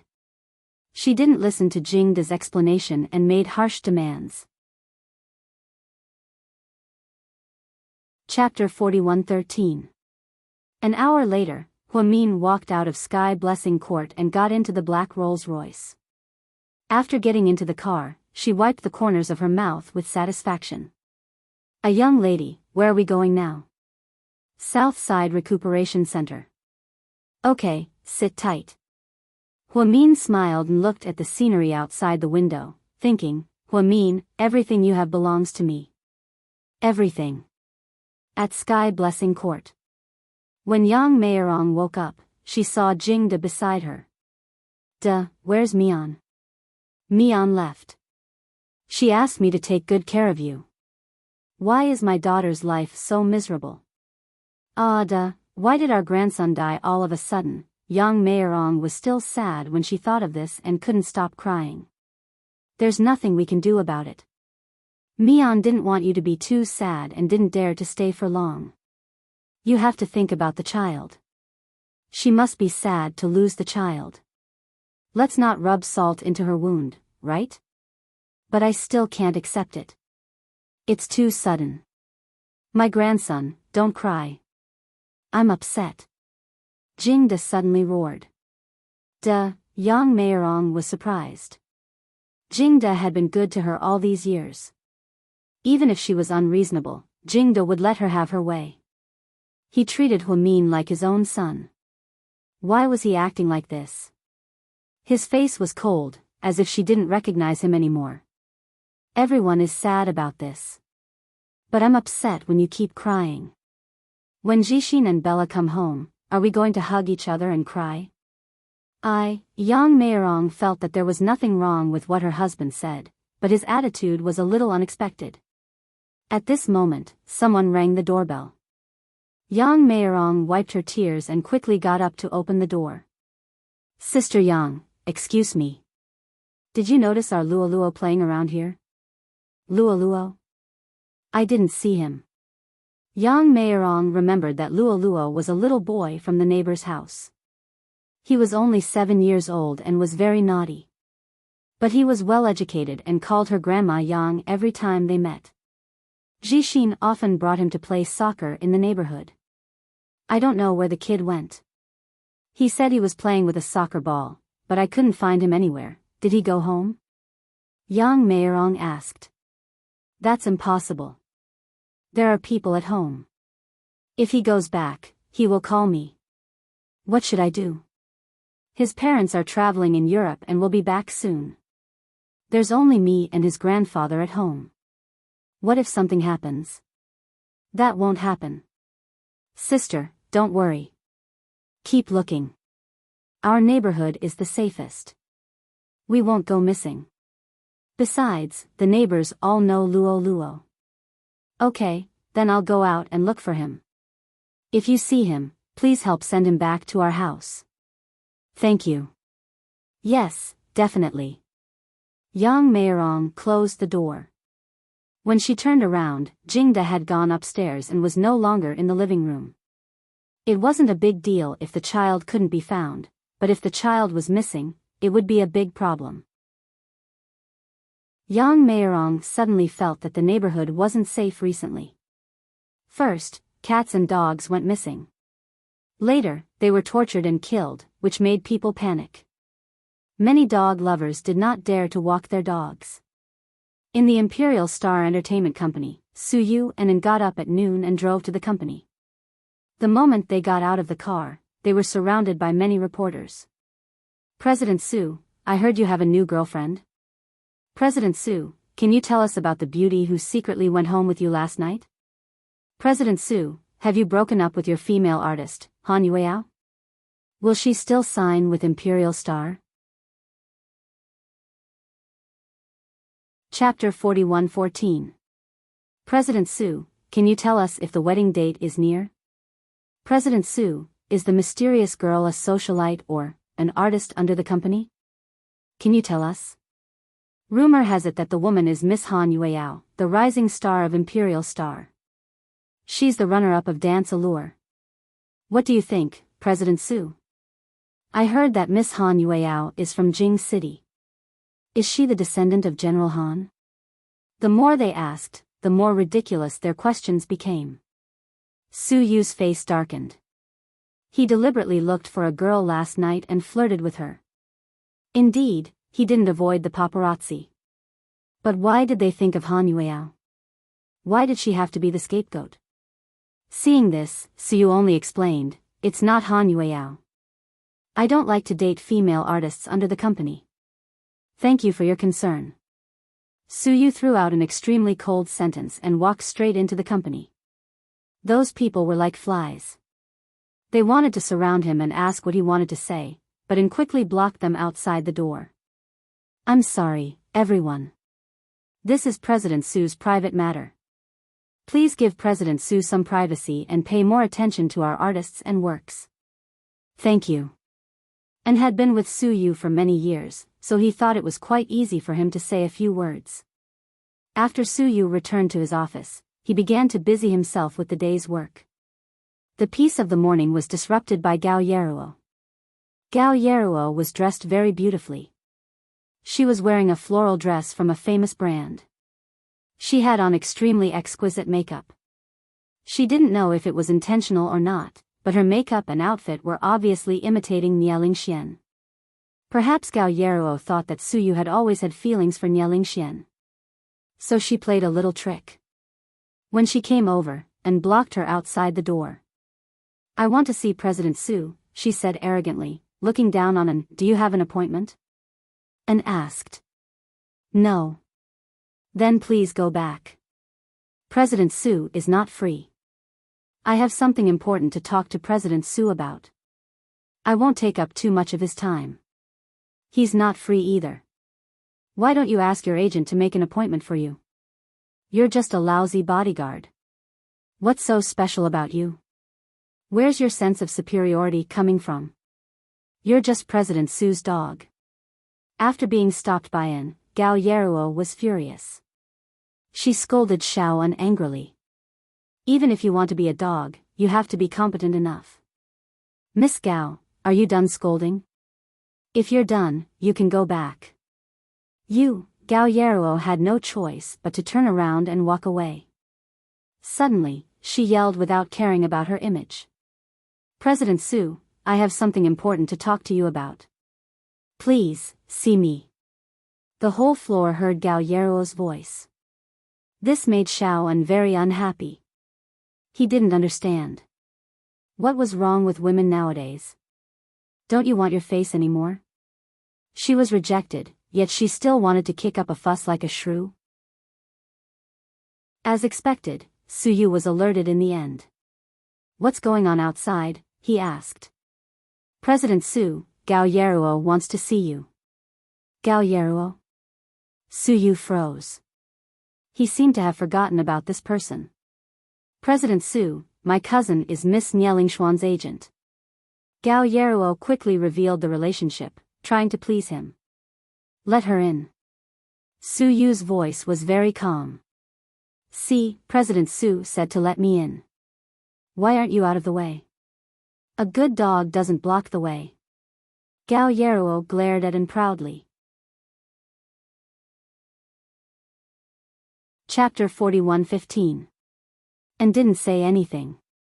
After working for President Su for so many years, he had seen many women like her. Gao Yeruo didn't know if she was doing it on purpose or not, but she twisted her butt and rubbed her ample bosom. Then, she walked in with her head held high like a proud peacock. But after she walked in, all her arrogance disappeared. President Su. She called out sweetly. Her voice was as fake as it could get. What's the matter? Tell me. I'll give you 3 minutes. Su Yu glanced at his watch and lowered his head to continue reading the financial report. President Su. I heard that our company accepted a reality show on a satellite TV. It's a cooking show. So? Su Yu still didn't look up. My culinary skills are very good. I've been learning from my mother since I was a child, so I'm very talented at cooking. So, I want to recommend myself to you and give it a try. I definitely won't embarrass you. Su Yu didn't say anything. No one knew what he was thinking. Seeing Su Yu's silence, she became bolder. She walked closer and said in a low voice, President Su, as long as you let me go on this show, I'm willing to do anything for you. Su Yu paused slightly. Then, he put down the documents in his hand and looked up. He looked at the funny-looking woman in front of him. For example? Su Yu raised his eyebrows. I can do whatever Han Yueyao can do for you. I can do whatever Han Yueyao can't do for you. I'll serve you well, President Su. Gao Yeruo's voice was very low when she said the last sentence. It wasn't something a woman should say. It was too embarrassing. But Gao Yeruo didn't seem to notice. Instead, she thought she was very seductive. She thought Su Yu must be tempted by her. Ahem. You said you can cook, right? Yes, President Su. What kind of dishes can you cook? Our home-cooked dishes. I'm fine with anything. Gao Yeruo planned to act first and ask later. Once Su Yu agreed, she would spend money to hire a chef to teach her. So, when she bragged, she didn't feel guilty because she thought it was foolproof. However, all right then. First, tell me, what's the first step in making this dish? Su Yu looked at Gao Yeruo seriously. She had not expected this at all. Who knew that President Su was such a serious person and actually tested her face to face? Gao Yeruo's face looked pale, but she was still strong and calm. This dish is actually not difficult at all. It's a stir-fry, so the vegetables must be placed first. For this dish, the tofu must be placed first. Hee hee. Su Yu smiled mysteriously. Seeing Su Yu's reaction, Gao Yeruo immediately corrected herself. No, I made a mistake. I was too nervous. I'll say it again. President Su, in this dish, minced pork and tofu, you put the meat first, then the tofu. Su Yu shook his head and only said one sentence. Didn't anyone tell you that you first add oil when cooking? Gao Yeruo was dumbfounded. I'll give you 10 seconds to get out of my sight. Otherwise, I'll never see you an imperial star again. Gao Yeruo immediately turned and ran when she heard the president's angry voice. She was afraid that Su Yu would get agitated and fire her. Then, wouldn't she have fought for her position as the leader of the trainees for nothing? Coincidentally, when Gao Yeruo ran out, she bumped into Han Yueyao. Han Yueyao was here to ask for reimbursement from Su Yu for last night's expenses. She went directly to the finance department, but the finance department said she needed President Su's signature. So, Han Yueyao came to the president's office with the reimbursement and unexpectedly bumped into Gao Yeruo. Han Yueyao, are you blind? Chapter 41:16. Han Yueao rubbed her forehead, which hurt from the bump. She replied domineeringly, "We're both blind." Then, before Gao Yeruo could respond, she went into Su Yu's office. And saw it clearly from the side and almost laughed out loud. "Miss Gao, are you okay? Is the prosthesis in your nose crooked?" And wanted to add insult to injury. "You have a prosthesis in your nose. Can you talk?" Gao Yeruo covered her nose and left with a pale face. The girls in the secretarial office couldn't stop laughing. She had really embarrassed herself all the way to her grandmother's house. When Han Yueao came in, Suyu thought Gao Yeruo was still there. "Didn't I tell you to get out?" President Su, I didn't offend you." Hearing the voice, Suyu looked up and smiled when he saw it was Han Yueao. "It's you." "Yeah, I'm here for reimbursement." "What? You don't want to admit it?" "Nonsense. Give it to me." Han Yueao ran over and handed the reimbursement form to Suyu. Without even looking at it, Suyu waved the pen and signed the document. "You don't even look at it? Aren't you afraid I'll slander you?" "So be it. Someone got second place for me." "It's okay to slander me," Suyu joked. "Whoa. Do you mean you're not satisfied with me getting first place for you?" Han Yueao joked with Suyu. "It's okay. Try harder next time. By the way, can you cook? Does scrambled eggs with tomatoes count?" Han Yueao asked directly. Suyu, okay. You win. It's true. I'm not joking. I really can cook scrambled eggs with tomatoes. Do you want me to cook one for you? Don't. I'm afraid I'll have diarrhea if I eat it. Ha ha ha. Han Yueao laughed without caring about her image. She didn't have the burden of being an idol at all. Han Yueao, I think you're suitable to be a comedian. You're funny sometimes. Do you want me to change your character? Sure, but I can't do it myself. President Su, if you can help me out, I'll do it. There are even comedians in crosstalk, right? Forget it, I can't out-talk you. Let's get down to business. Can you cook well? Yes. Yes, our company has accepted a new reality show. It's a gourmet show. In view of your high standards for foodies and your current popularity, the company has decided to let you go. It's another reality show. To be honest, she would rather work harder and shoot more TV shows than participate in these so-called reality shows. After all, these weren't real at all. They were all acting according to the script given by the TV station. Sometimes, if they didn't act well, they would be scolded for acting awkwardly. What? Still not willing to go? You know that. Gao Gao. Suyu stuttered. Han Yueao chuckled again.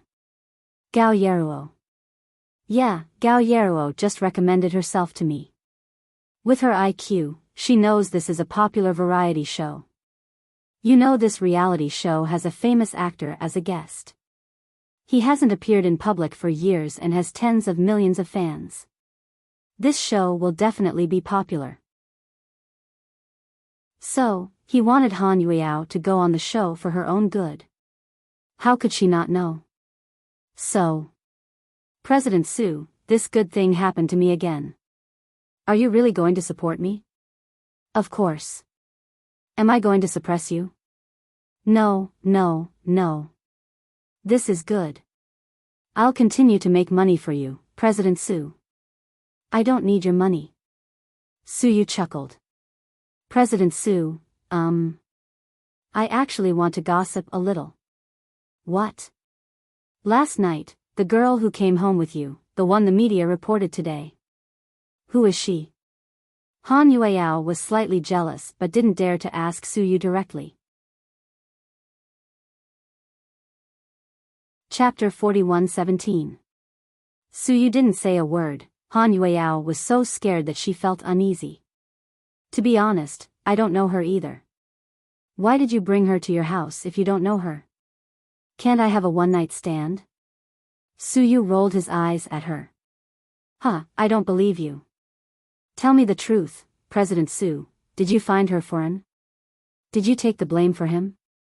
Han Yueao's imagination ran wild. Su Yu immediately covered his forehead with sweat. Masterin, you're suffering, don't talk nonsense. Do you want to sign this food show? Sure, but do I get paid? Han Yueao smiled wickedly. I know you're obsessed with money. Don't worry, I won't take a cent from you. They said it's 1 million yuan for the first season. Although it's not a lot, you're a newcomer and the most important thing is to show your face. Money is secondary. I'll ask the finance department to transfer the 1 million yuan to your card and pay the taxes for you. What do you think? Wow.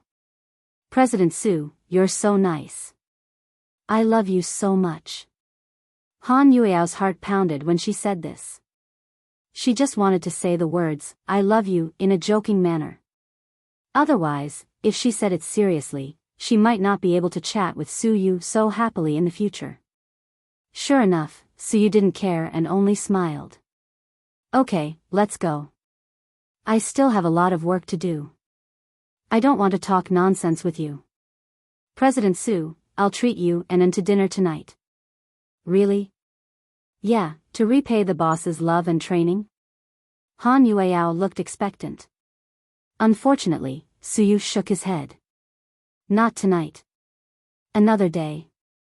What? You're going on a date with a beauty again. Han Yueao was disappointed. Don't talk nonsense. I'm meeting Little Bean and Pudding tonight. Oh. So it's two little princesses. Hearing that it was Pudding and Little Bean, Han Yueao was immediately energized. Then I'll treat you and in another day. Okay. Thank you, President Su. For what? Su Yu was puzzled. President Su, thank you for giving me opportunities. Opportunities are also given to those who are prepared. I believe that you will do well. At this moment, Su Yu finally looked like a boss.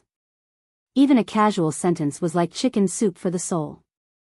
In a good mood, Han Yueao walked out with the expense report, humming a song. Shaoan, your hairstyle today is very handsome. Before she left, she even teased and touched his head, took out his phone, and turned on the front camera to take a look. Damn it, haven't I always had this hairstyle for the past few years? And was still muttering to himself in confusion. GK President's office, President Qin, you look tired. Do you want to cancel the meeting this afternoon? Yang saw that Qin Chu had been really tired recently, especially after coming back. He always looked a little worried. He thought that it was because there were too many meetings at the end of the year that Qin Chu was unable to attend. No need. You can leave first. I need to calm myself down. Yes, President Qin. Before Assistant Yang left, he poured a glass of water for Qin Chu. Qin Chu rested his head on his hands as he tried to recall what had happened in the past few days. Everything had returned to the starting point. Su Yu and Mian had returned, and Hua Xiqin was dead. Although the child was lost, it wasn't Mian's fault. But why did Qin Chu have a terrifying feeling in his heart? He only realized that terrifying feeling today. That feeling was that he was rejecting Hua Min. Yes, the woman he loved deeply to the bones. When he came back this time, he inexplicably rejected her and instinctively refused to get close to her. Chapter 41:18. Even Qin Chu couldn't figure out the reason. It was very strange. At 3:00, the school was over. The twins carried their backpacks and walked out. Qin Zhao, my family built a new golf course. My dad asked me to invite my friends to play golf at my house. There's also a children's golf course. Can you come to my house this week? My mom prepared a lot of delicious pastries and chocolates for us. A handsome little boy stood in front of Pudding. He was more than a head taller than Pudding and Little Bean. Pudding didn't say anything. Little Bean kept pinching her sister. After all, golf was secondary. Chocolate and pastries were what Little Bean was interested in.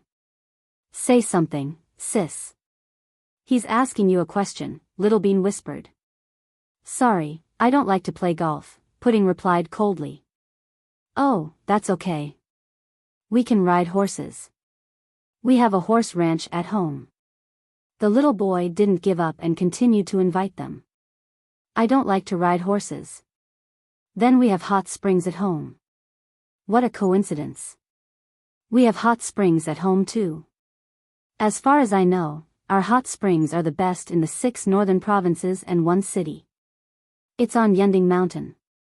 Pudding didn't give him any face. Then my house, what you have, I have. What you don't have, I have. Thank you for your kindness. Goodbye.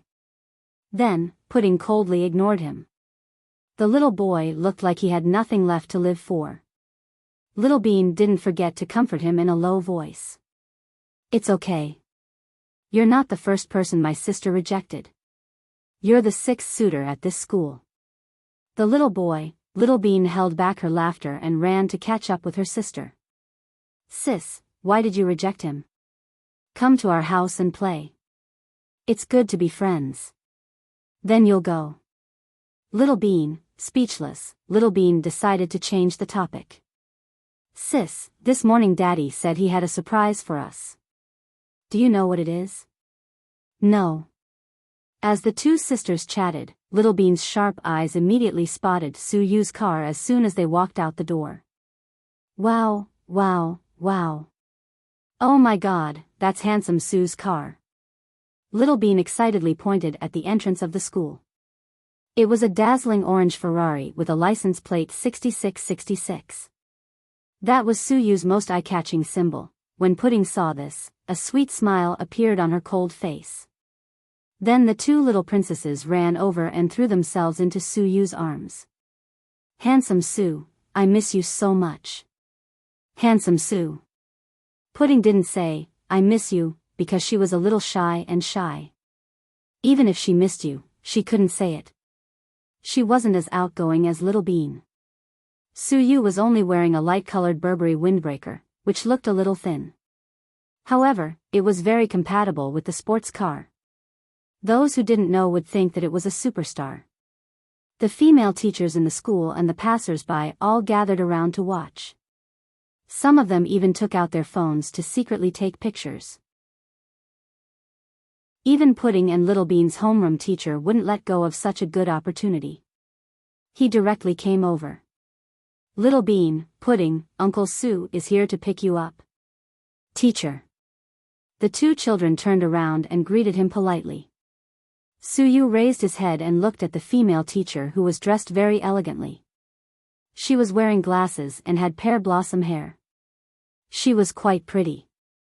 Hello, I'm Pudding and Little Bean's teacher. My name is Li Wenwen. Teacher Li, Su Yu nodded.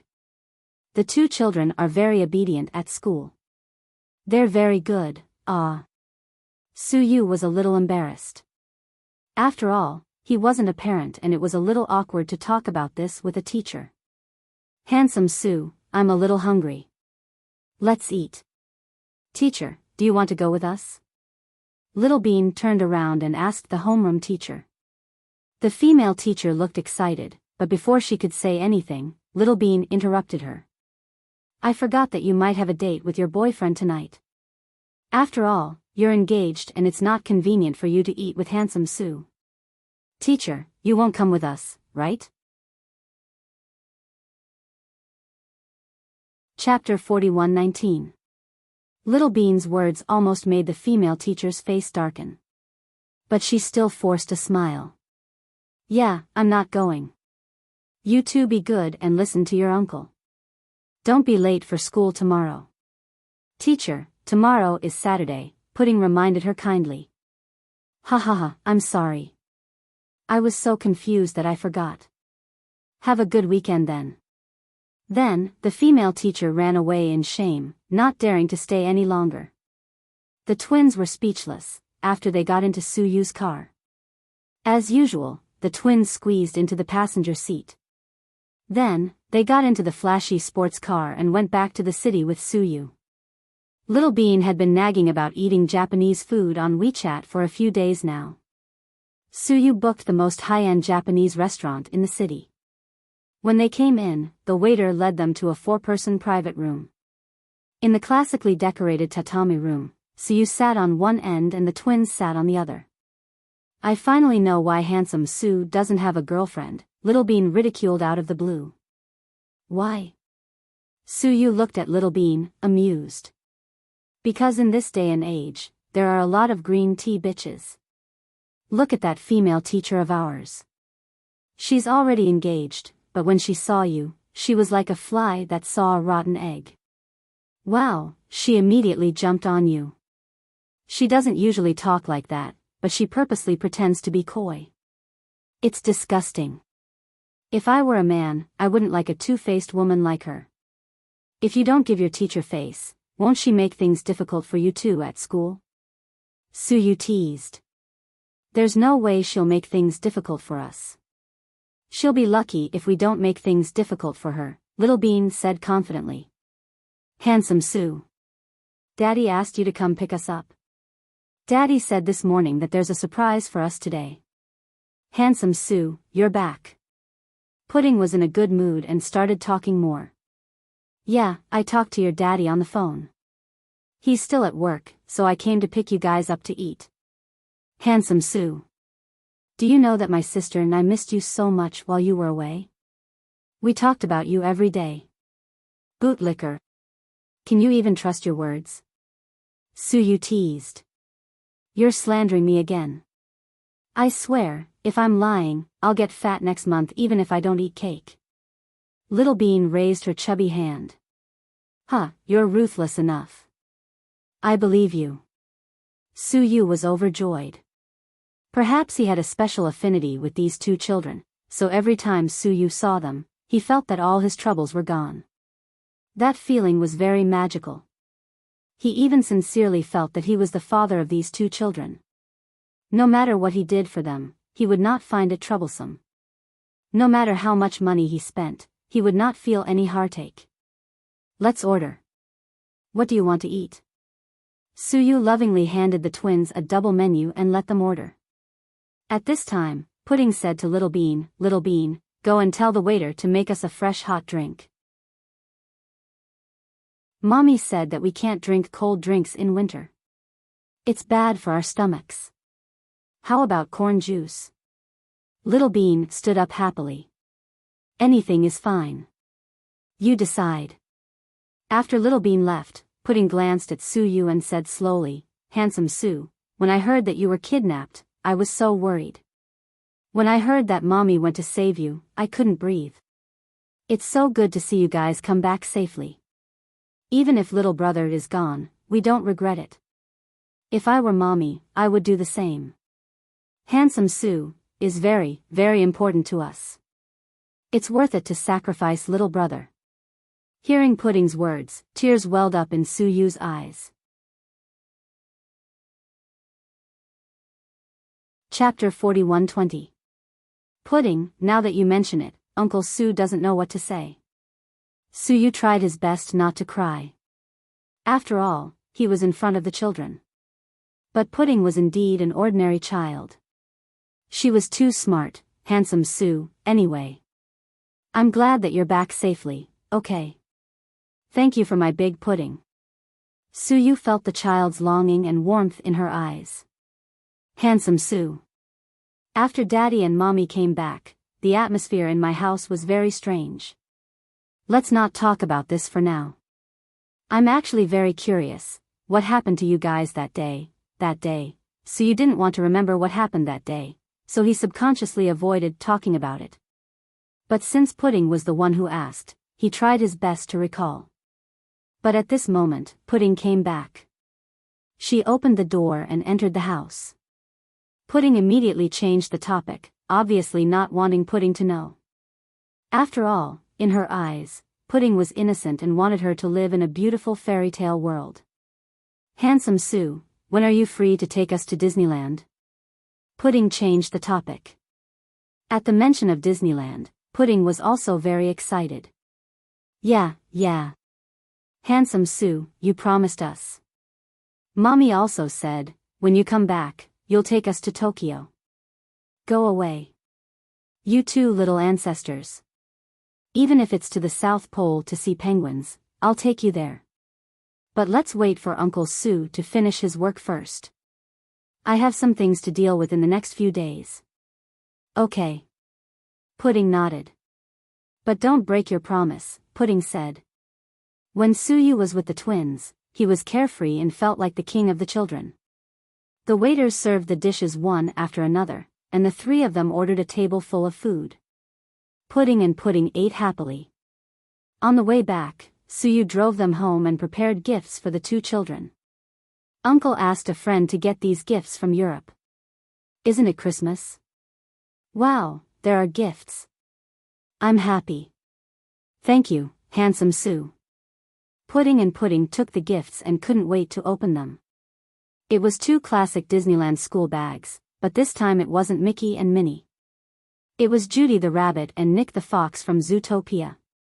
It was very cute and the quality was also very good. In the past, Suyu didn't have the concept. He always thought that expensive things were good. But later on, when he was chatting with Huamin expressed that he didn't want his child to be tempted by material things at such a young age. She was too infatuated with luxury goods, so she didn't want Suyu to spend so much money on gifts. The most important thing was the thought. After thinking about it, Suyu felt that it made sense, so he only bought 2 school bags this time. Although the total cost was less than $100. However, Huamin was right. The twins were still very happy. They didn't care about the price of the gift at all. Instead, it was because of Suyu's sincerity. Little Bean knew how to please people. She ran up to Suyu and kissed him on the cheek. Do you want a bite? Suyu looked at the pudding. Pudding turned around and said to Little Bean, you go in first. I need to talk to handsome Sue. Don't talk bad about me, Qin Zhao Zhao. Don't worry. You're not worthy of my gossip. After Little Bean went in, Suyu felt that Pudding was a little strange today. It was as if she had something to say to him alone. Handsome Sue. I feel that after coming back, my mommy is a little. Pudding's voice was very low, but before she could finish, the door opened. Huamin walked out with a purple mink fur draped over his shoulders and a smile on his face. Why aren't you coming in? Mian. Seeing Huamin, Suyu felt conflicted again. He didn't know whether to feel happy or guilty. Pudding swallowed her unfinished words and didn't dare to say them. Chapter 41-21. Mommy. Pudding raised her head and called out weakly. Good girl. Huamin reached out and touched Pudding's face. When her long fingernails brushed Pudding's cheek, Pudding shivered. Pudding shuddered. Then she realized that since when did Mommy like to have such long fingernails? When she worked at the hospital, Huamin was very particular about personal hygiene. Because of her frequent surgeries, she never had long fingernails. Basically, she would trim them once a week. But this time, it seemed that she hadn't trimmed them in a long time. They were frighteningly long. When her fingernails brushed Pudding's cheek, she felt a slight prickle. Since you're here, why don't you come in and sit? Huamin looked at Suyu with a smile. No, I have something to do. How are you feeling? I'm fine. Then I'll come to see you another day. Okay. See you later. After greeting Suyu politely, Huamin walked back with Pudding in his arms. Pudding, what are you thinking about? Seeing Pudding looking down and not saying anything, Huamin asked curiously. Mommy, why are you wearing this? Why? Don't you think purple looks good? But didn't you say that you don't like fur? After all, it's cruel to kill small animals, Huamin smiled calmly. But I didn't buy this. I don't know which relative gave it to me on my birthday. Your grandma said that it's useless to keep it at home. It's cold these days, and Mommy's not feeling well, so I'm wearing it for now. Oh. I see. Pudding didn't say anything. She still looked down and didn't know what to think. After Pudding entered the house, she washed her hands with her sister and went to eat dinner. Huamin sat in front of the fireplace and warmed himself up. No one knew what he was thinking. Qin Shu's parents had asked their old friend to do charity today. Apparently, they had donated some equipment for deaf children and hadn't returned yet. There were only a few servants and 2 kids at home. Uncle Li, yes, madam. Pour me a glass of wine. But madam, your body right now, it's okay. It's okay to drink a little. I want red wine. Yes, madam. Please wait a moment. Unable to dissuade the hostess, Uncle Li sent someone to get red wine from the wine cellar. Huamin looked at the 2 children and suddenly felt that they were an eyesore. That big sister seems to be quite smart. Could it be that she saw through something? Hold on for a while longer. Anyway, I'll win once I get Qin Shu. This was the portrayal of her heart at this moment. However, she still had a sweet smile on her face. It was just like how a mother would look at her child. It was so loving. On the other side of the earth, on the far side of the ocean, Huamian, with her big belly, was taken to a beautiful place. The reason why it was called beautiful was because this place was like an underwater world. The round rooms seemed to be at the bottom of the sea. Above it was a large transparent glass, with bright lights and all kinds of fish. It was spectacular, more beautiful than all the marine parks she had been to before. Miss Mian, here's your dinner. The maid named Messiah and 2 young maids served Huamin carefully. The dishes served were all delicacies from land and sea. There were lobsters, abalones, crabs, palm-sized prawns, and everything else. You can eat less seafood. I've also stewed bird's nest for you. Drink it while it's hot. Messiah, I want to see your master. I want to talk to her, Huamin said calmly. Chapter 41-22. Miss Mian, take good care of yourself. Eat well and sleep well. Messiah didn't seem to want to respond to Huamin's request. Messiah. My patience is running out. I know you didn't bring me here to let me eat and drink. Is that right? Messiah, please, let me see her. I want to know what she's up to. Miss Mian, she doesn't mean to hurt you. The outside world is too dangerous. You can only give birth to the child if you stay here. But I don't trust you at all. Messiah, tell her that if she doesn't see me, I'll go on a hunger strike. You don't want a dead Huamin, do you? Huamin hated himself right now. Other than threatening others with death, there was no other way. Therefore, after saying this, she despised herself very much. However, this sentence seemed to be very useful to Messiah. She looked at Huamin with a hint of sadness in her eyes. How about this, Miss Mian? Eat this meal and the bird's nest. I'll go and pass on the message for you. Hearing the gypsy made compromise, Huamin didn't dare to push his luck. He began to eat according to Messiah's request. The strange thing was that when Huamin arrived, she found that her set of poison-testing utensils was also here. Therefore, she would test them in advance every time she ate because she didn't trust these people at all. After confirming that they hadn't tampered with them, she dared to eat with confidence. Although she wasn't in the mood and couldn't taste the food, she was still very full. Firstly, it was to nourish the child in her stomach. Secondly, it was to satisfy the maid so that she could pass on the message for her. Sure enough, after Huamin finished eating, Messiah nodded in satisfaction and left.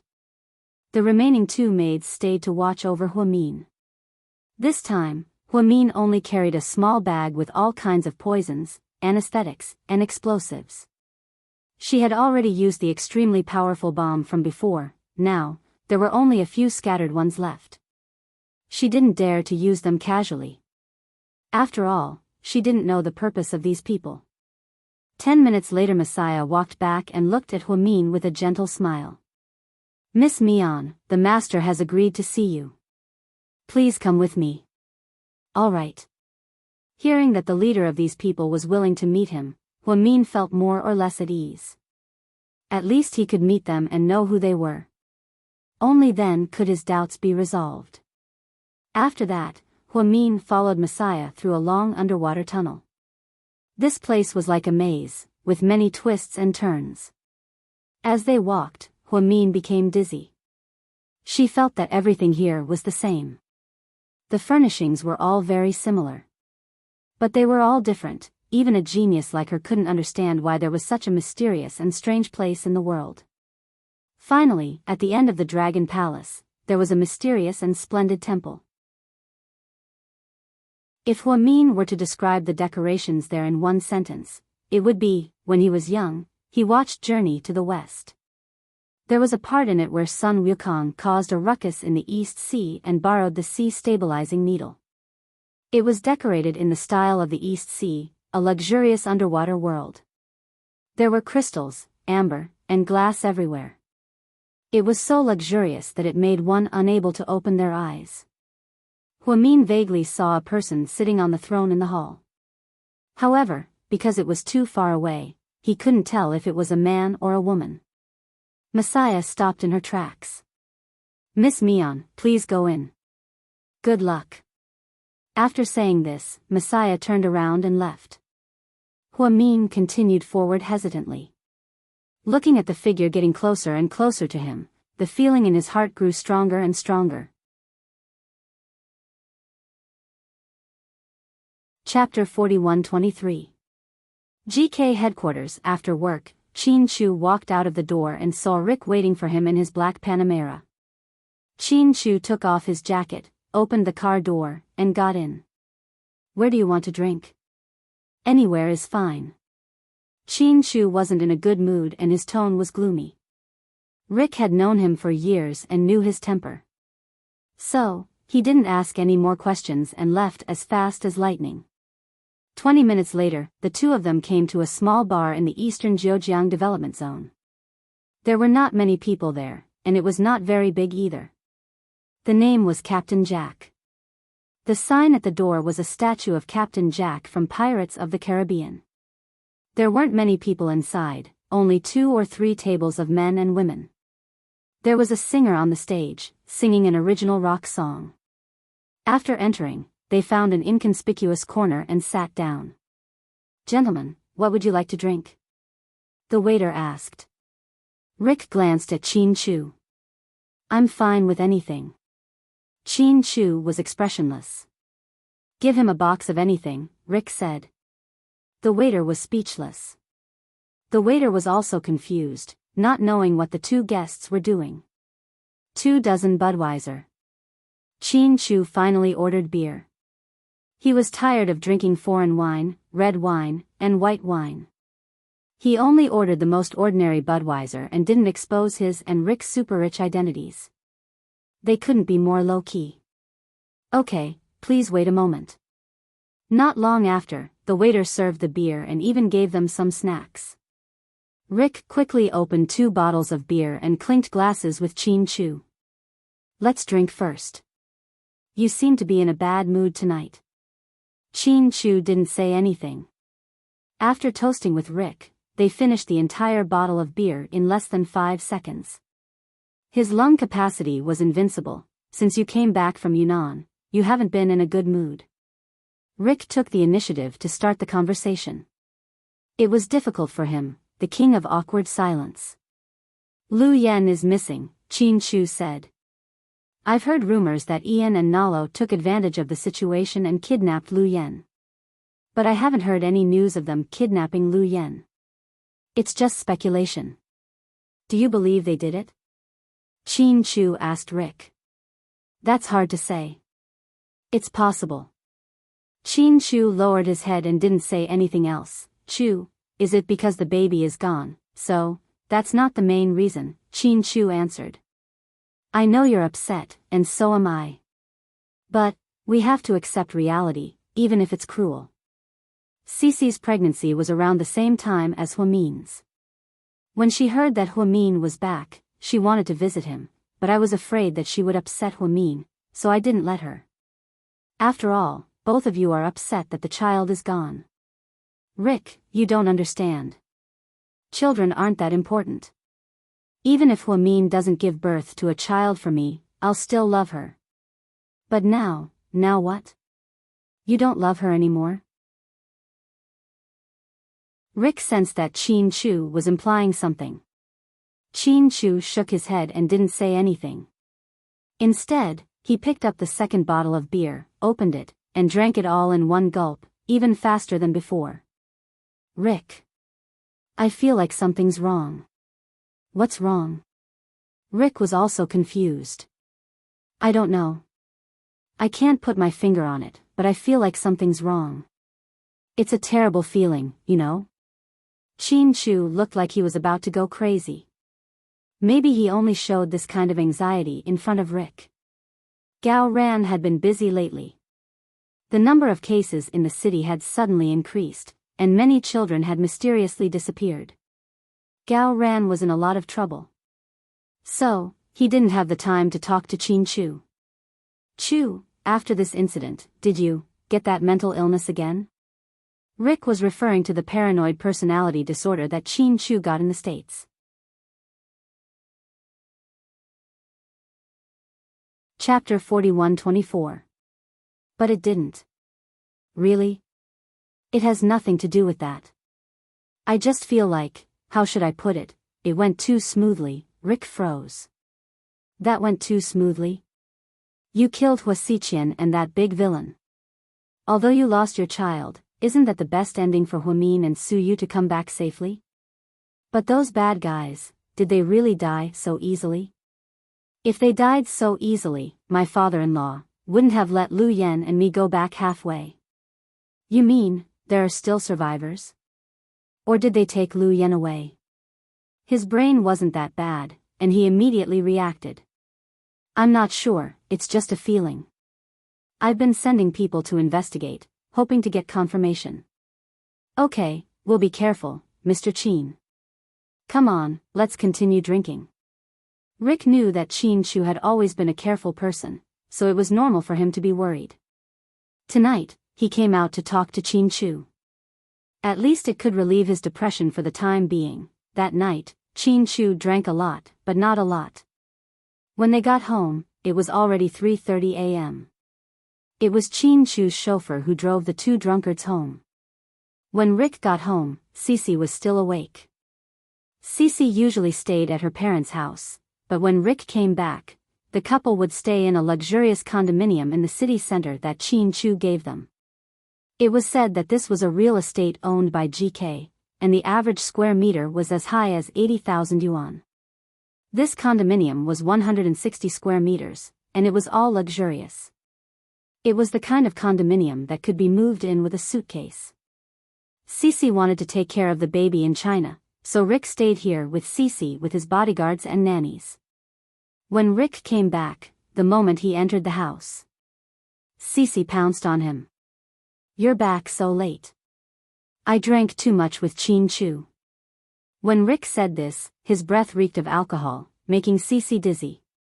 You really drank a lot, what? You don't like me? I've already given birth to your child, how could I dislike you? Stop fooling around, okay? Cece smiled as she helped Rick take off his coat and poured him a glass of water. Hurry up and sit down. You're already so big, don't run around. Rick didn't want Cece to get busy.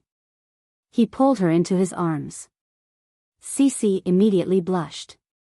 Rick wasn't someone who knew how to flirt with girls.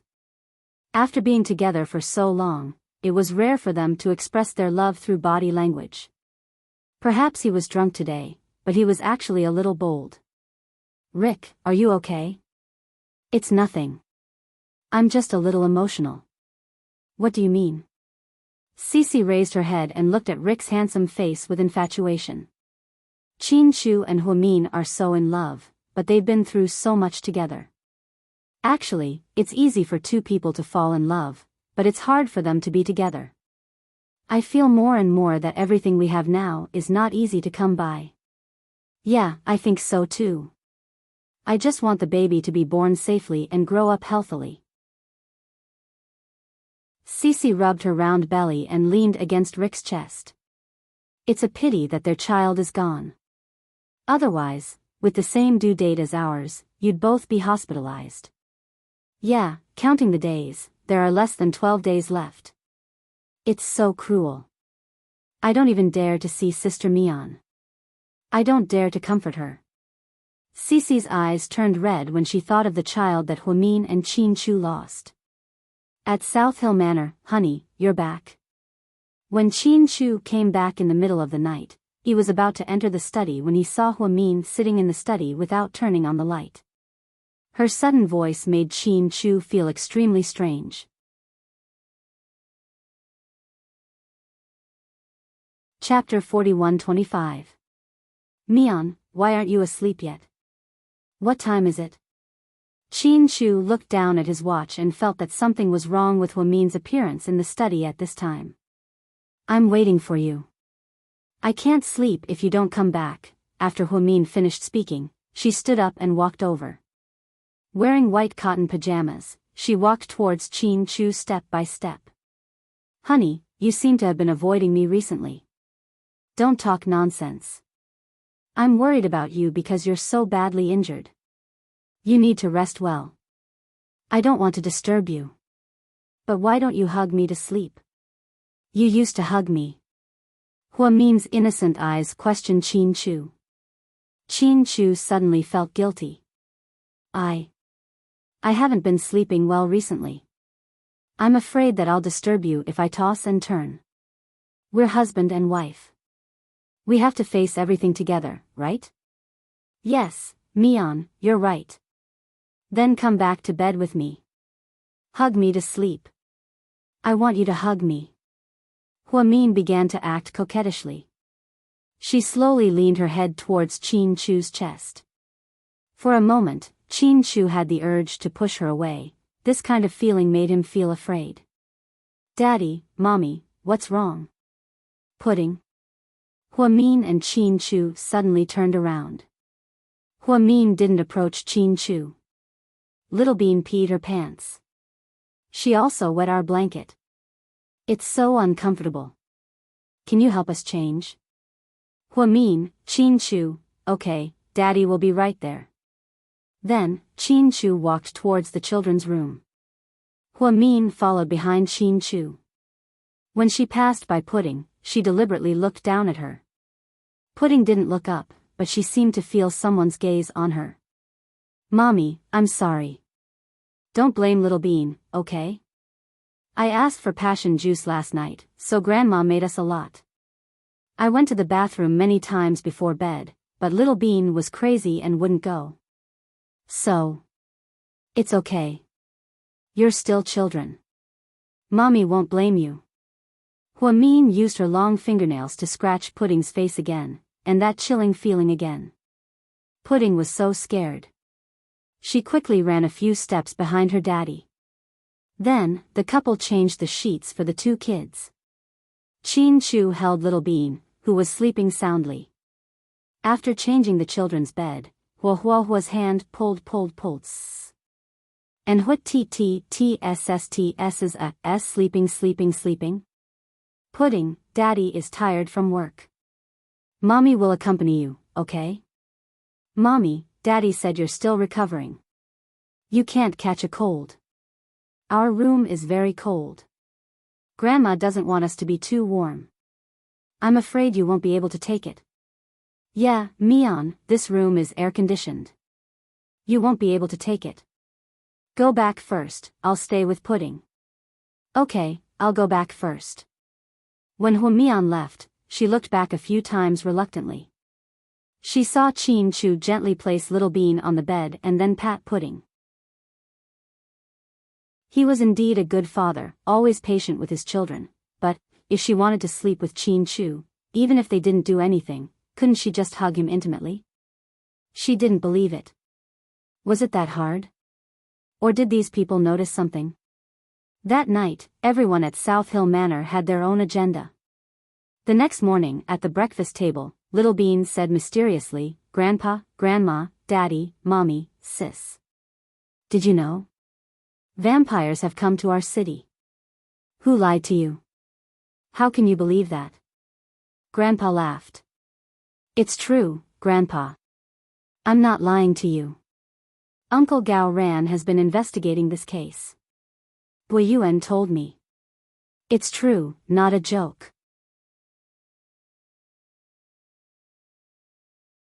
Chapter 41-26. Oh, really? Boyuan told you. Grandpa was doubtful. Yeah. Little Bean, when did you and Boyuan start talking about such heavy topics? Grandpa teased his granddaughter. Not really. We just talked about it. Anyway, Boyuan said it's not safe in the city and doesn't want me and my sister to walk around. Let's see if Handsome Sue can finish his work next week. If he's done, we'll go to Tokyo Disneyland. The child's words were just a passing remark. The whole family didn't take it to heart. Huamin didn't feel uncomfortable at all.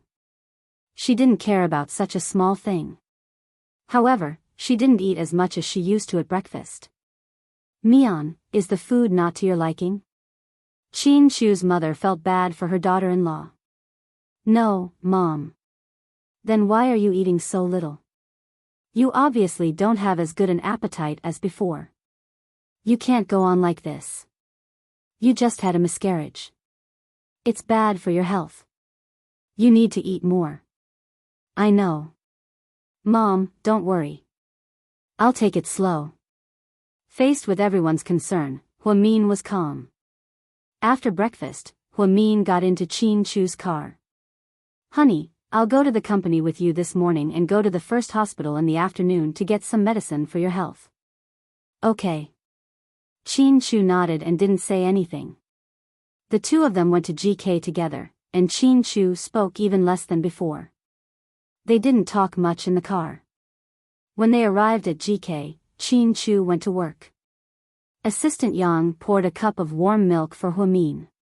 What's this? A young lady, your warm milk. I don't want it. Take it away. Layla didn't like the taste of milk, especially the extra thick fresh milk. She didn't seem to like the smell. She covered her nose and let Assistant Yang take it away. Assistant Yang was also dumbfounded. A young lady. You've always been drinking warm milk. Only then did she react and explain, my taste has changed a lot after I got sick this time. Don't bring me milk anymore. Oh, okay. Little Yang nodded, seemingly agreeing with a young lady's order. A young lady, what would you like to drink? I'll get it for you. You don't have to do anything. Go and do your work. All right. After Assistant Yang left, Huamin lay on the sofa and flipped through a magazine. Feeling bored, he threw it away. It was then that Bella came in and knocked on the door. Come in. Sister Mian, I wanted to see you, but I didn't want to disturb you. I heard from President Qin in the conference room that you were here, so I ran over. When Bella returned home, she heard from her mother-in-law that Huamin's child was gone. Then, she felt very sad. Jixin had gone on a business trip and hadn't returned yet. If Jixin knew, that brat would have run back a long time ago. After Bella finished speaking, her eyes were filled with tears. Huamin turned his head and thought for 3 seconds. Then, he smiled slightly. Bella, come and sit down. Holding back her tears, Bella walked over and sat down next to Huamin. Then, she looked at her flat belly. Sister Mian, you've suffered so much. Why don't you rest at home? Can you come to the company? I'm fine now. But I heard that induced labor is more painful than childbirth. Plus, there will be scary patterns on the belly. That's why I've never dared to have children. Have you always been in serious condition? After Bella finished speaking, she glanced at Huamin's belly. After hearing Bella's words, Huamin warily tugged at his clothes, not revealing a single bit of skin.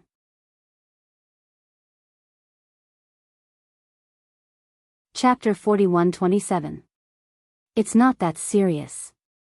When I gave birth to Pudding Little Bean, I didn't have those ugly pregnancy signs.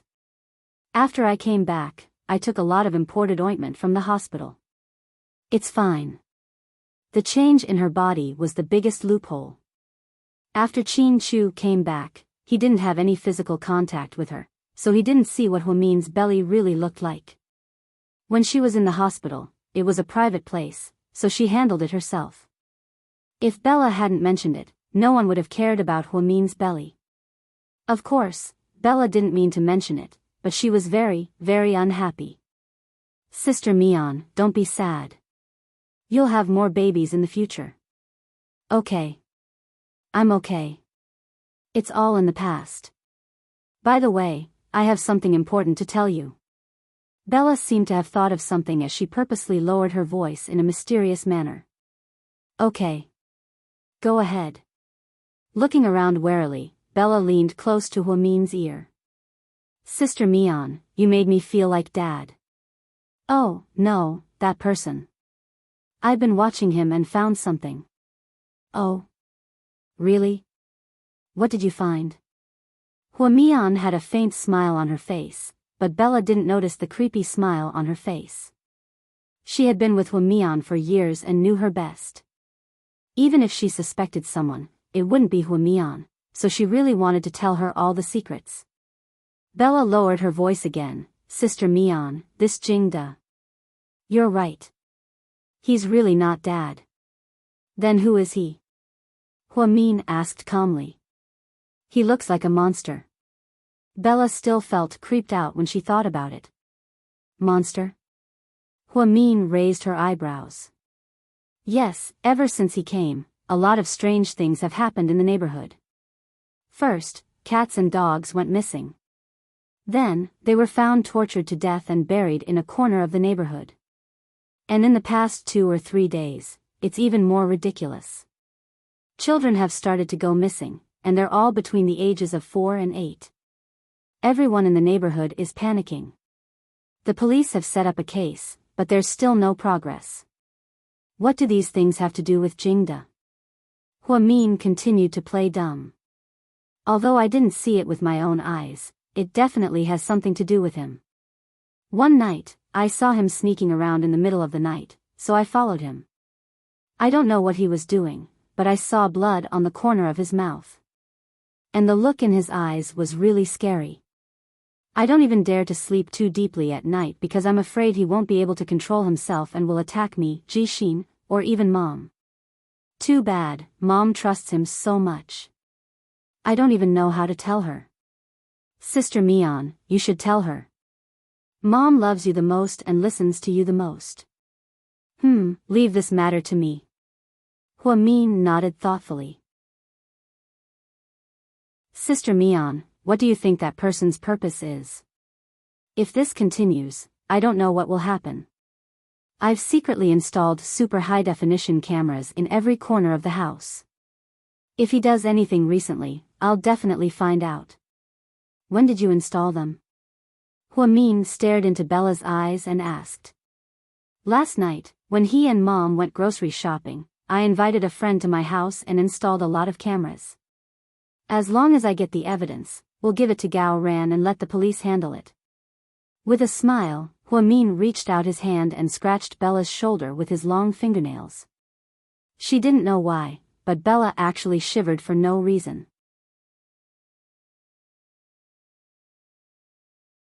Chapter 41:28.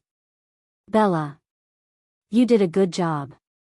She said this with a smile, but the smile on her face made people feel uncomfortable. Bella thought she was overthinking, so she nodded.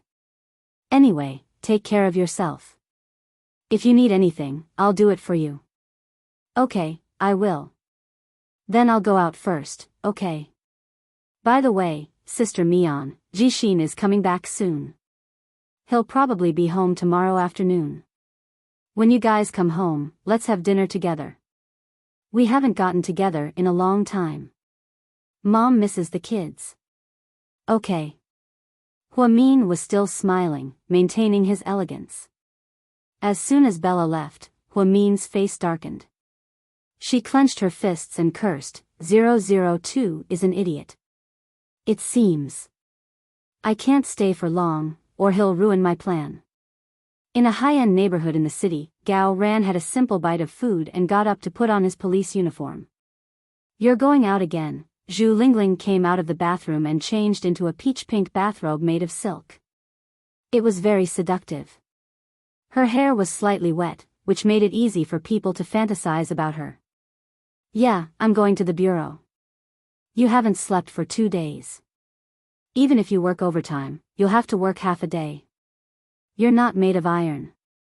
Besides, didn't the leader tell you to take a day off? I thought we could take advantage of the fact that our son isn't home. Zhu Lingling didn't finish her sentence, but it was obvious that Gao Ran knew what his wife wanted to say. Gao Ran was a normal man, and so was Zhu Lingling.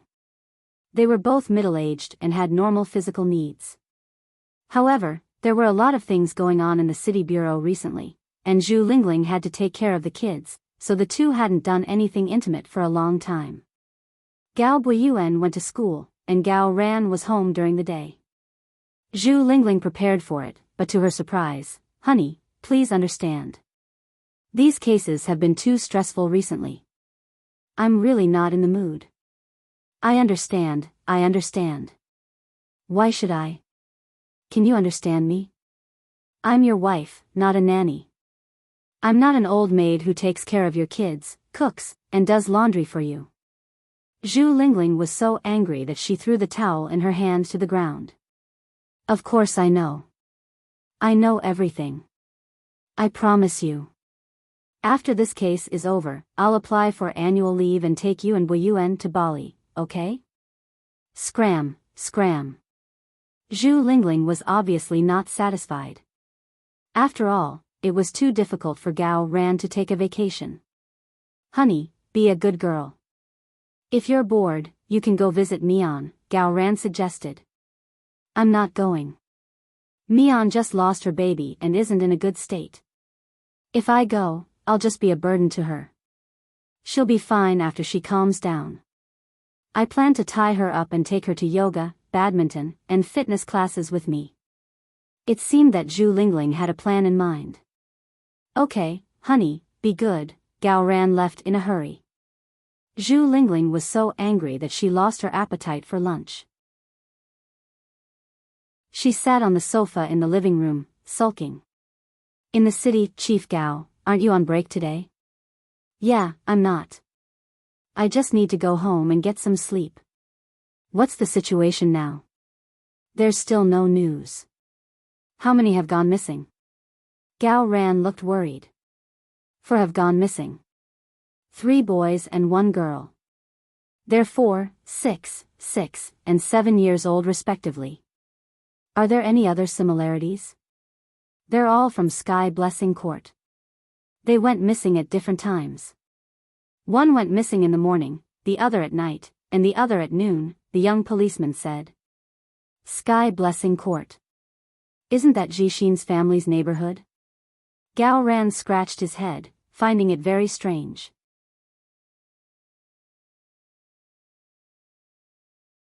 Chapter 41-29. What do their parents do for a living? Gao Ran asked. 3 of them are businessmen. Most of them have brick-and-mortar businesses in the city. The other one's parents are university teachers. His grandfather is a retired provincial government official. What about their enemies? I've checked. They're all well-connected and haven't offended anyone in society. Chief Gao, could it be that they're roaming the streets? It's not like this has never happened before. I'm not sure yet. Keep watching and see if you can get a call from the kidnappers. Okay. I hope these kids are still alive. Gao Ran's heart ached as he looked at the children who had disappeared for no reason. Especially after Gao Buiyuan became his father, he understood what it was like to be a parent. Other than the missing kids, there were also 2 murders at the nightclub. The victims were both hostesses. They died in a strange way. Their blood dried up and their bodies were severely damaged. They looked like they were ripped apart after being drained of blood by some wild beast. However, this was an urban area with a large population. He hadn't heard of any ferocious beasts from the zoo. It didn't make sense. Rumors of vampires had begun to spread among the people. Zhu Lingling even asked him about it the other day. When Guiyuan heard it, he kept asking him and even told Wei Yunshu and Little Bean. After a busy morning at the Municipal Public Security Bureau, Gao Ran was frustrated. He took advantage of his lunch break and drove to GK alone. Chief Gao. Yang saw Gao Ran and was filled with respect. He felt that the young chief of the Municipal Public Security Bureau didn't have it easy. Is Qin Chu here? President Qin is inside. He's eating. Eating? Good. I'll take a bite. Then, Gao Ran pushed open the door and walked in. Why are you here?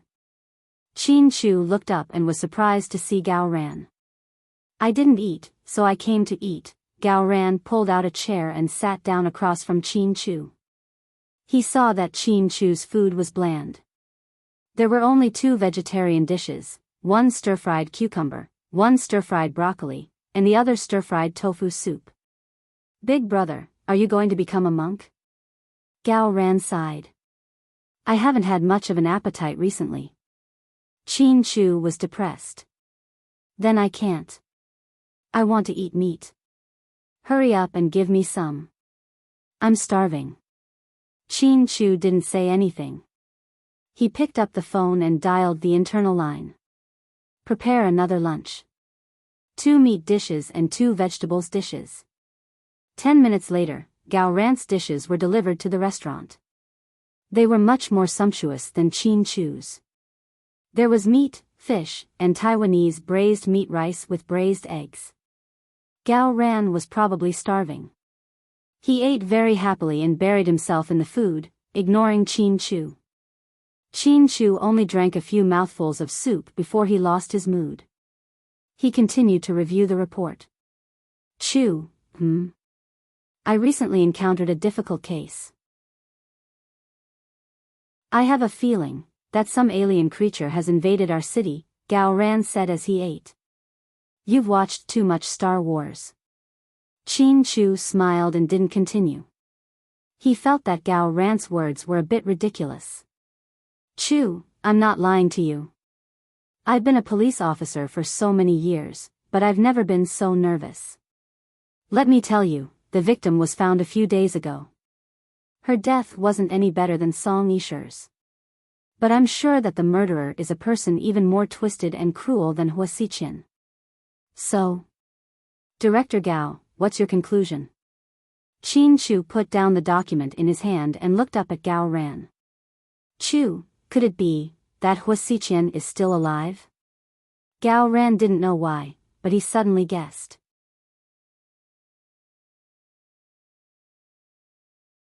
Chapter 4130. That's impossible. As soon as Gao Ran proposed this seemingly ridiculous conclusion, Qin Chu rejected it. It's not like you don't know how resourceful that guy is. One moment, it's Hua Xiqian, the next, it's Jack. He has a lot of tricks up his sleeve.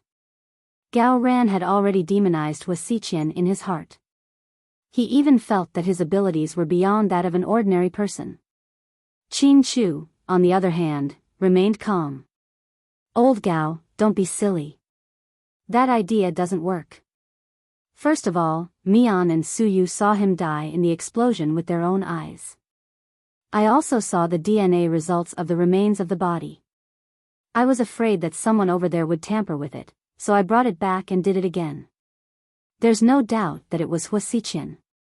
Second of all, no matter how resourceful Hua Xiqian is, no matter what method he used to escape the explosion and is still alive, his goal can't be to suck someone's blood. His goal will always be one. At this point, Qin Chu paused. Gao Ran suddenly understood and continued Qin Chu's words, it's Mian. Yes, Hua Xiqian's only goal in life is Mian. Even if he split into Jack, it's still the same. So, there's no reason for him to suddenly harm a stranger. This motive doesn't work. Tisk tsk. I've been so busy recently that I'm confused. How can I not understand such a simple question? Ha. Chew, when your company goes bankrupt and you can't work anymore, come work for me as a criminal police officer. I think you have the talent, Gao Ran joked.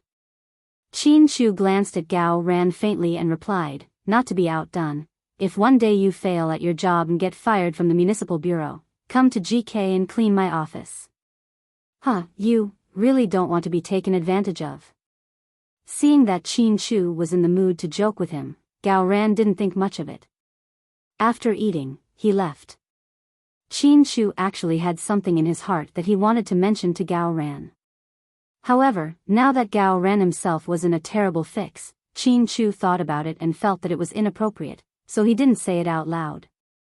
In the school you can do whatever you want in PE class. Little Bean was a girl like the wind. She carried the football and went up. Perhaps everyone was older than Little Bean, so they knew to give in to her. Pudding, on the other hand, was sitting on a bench at the edge of the room with her phone in her hand. She was in a daze. What are you thinking about? Wei Yunshu walked over and sat beside Pudding. But Wei Yunshu and Pudding weren't in the same class. At first, they weren't in the same school, but later on, they transferred over. Our piano class is so boring. Those things. I can play them with my eyes closed. I was so bored that I came out to get some fresh air. Seeing you sitting here, you seem to have something on your mind. Pudding lowered her head and said nothing. It's okay if you don't want to talk about it. I'll just sit with you for a while. Do you think that I look as bad as someone who lost money in the stock market? Pudding tilted her head and smiled. No, because you don't know how to lose money in the stock market. As far as I know, ever since you started playing the stock market, you haven't lost money, the female version of Warren Buffett. What Warren Buffett? I'm just lucky because of my dad. I'm actually very similar to my dad in many ways. Yes, Uncle Chin's personality is exactly the same as yours. But I think I'm also as calm and rational as my mom, calm and collected. Miss Pudding, narcissism is a disease that needs to be treated. Do you have medicine? Pudding tilted her head and smiled sweetly. She rarely joked with boys, but Wei Yunshu was different. She seemed to like this boy a lot.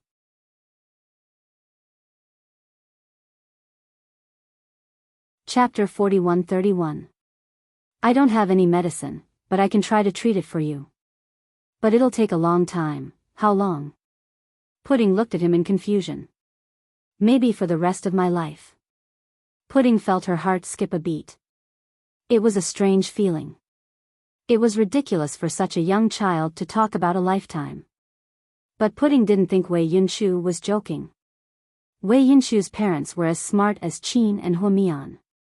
Wei Liao was introverted and low-key, while Jiang Xiaowei was smart and farsighted. Their son must be good. In fact, in terms of EQ, Pudding and Wei Yunshu were much better than Pudding and Gao Boyuan. Among these children, Gao Boyuan was the most childlike, he was more innocent. Although Pudding and Wei Yunshu were regarded as little geniuses, their parents weren't very happy. She remembered that once when the two families had a gathering, Huamin said that he didn't want his daughter to be mature too early. Children should do what children do when they are young. Pudding was exposed to society too early. She was exposed to money, stocks, and finance. She had a heavy burden on her heart and couldn't find the simplicity and happiness of childhood. Ahem. Pudding was a bit embarrassed and changed the topic. How's Auntie Xiaowei these days? My mom has always been excellent. She's like a workaholic, just like Auntie Huamin. Ha. How about your auntie? Auntie has been doing well since she remarried. Grandpa and Dad don't seem to be as against Uncle as before. Although they're not anxious, at least they don't mock him anymore. Our topics are so strange. We're not like children at all. Pudding realized that she was funny. Pudding, you don't look happy these days. You don't talk on WeChat. Is it because of that thing? Wei Yunshu didn't dare to continue and seemed to be observing Pudding's expression. What thing? Pudding wasn't sure which thing Wei Yunshu was talking about. Auntie Mion's child. I heard my mom and dad talk about it. My brother is gone, right? Although I don't know the reason, it's indeed bad news. This is indeed a big blow to our family, but it's not because of this. Pudding thought for a while but didn't know what to say. Yunshu, let me ask you. If someone looks exactly like your mother, with the same personality, voice, and behavior, and she pretends to be your mother, can you tell the difference? To be honest, I really don't know how to answer because this question is so sudden. I'm not mentally prepared at all, but I feel that. I might not be able to tell at first, but as time goes by, I'll feel it. After all, I've been with Mom for so long, I know some small details about her life. Yes. What's wrong? Why are you asking this all of a sudden? Wei Yunshu felt that Pudding was acting strange today, and the topics she talked about were also very heavy. It's nothing. I've been watching too many sci-fi movies recently, so I was just asking. Come to my house this weekend. My dad has a friend who is an artist. He is very talented in art. I want to learn from him. I'm not going. I'm having dinner with Handsome Sue at Lord Sue's place this week. Alright, next time. Alright. Wei Yunshu looked at the time and secretly got up to go back to the classroom. Pudding looked at the clouds in the sky, a little confused. Mom, should I continue to believe you? Is that still you?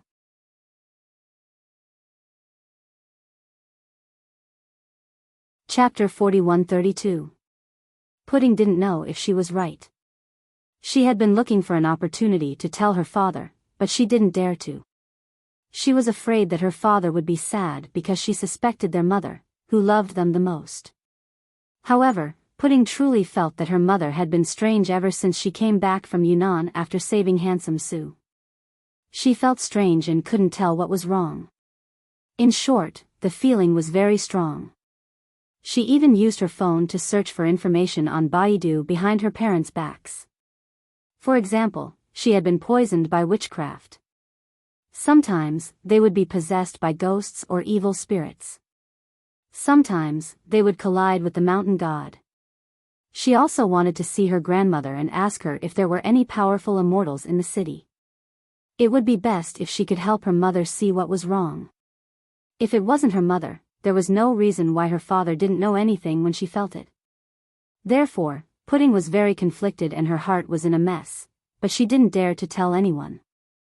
At the same time, on the other side of the earth, in the underwater palace, Huamin walked forward step by step and finally saw that it was a woman sitting in the hall.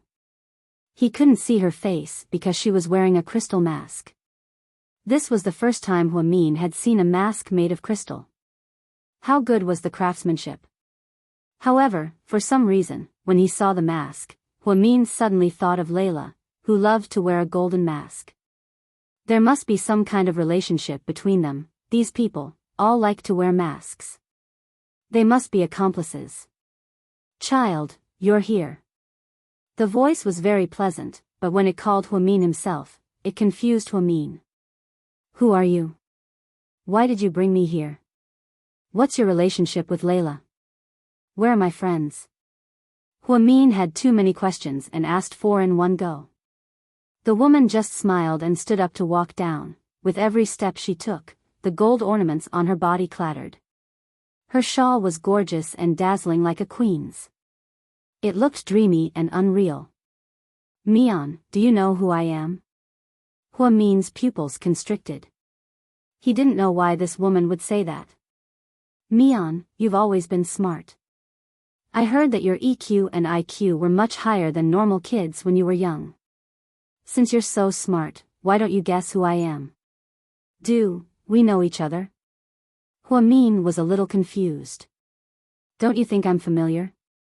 The woman stared into Huamin's eyes and smiled slightly.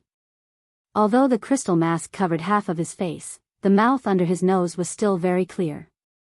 Huamian stared at the half of his face carefully.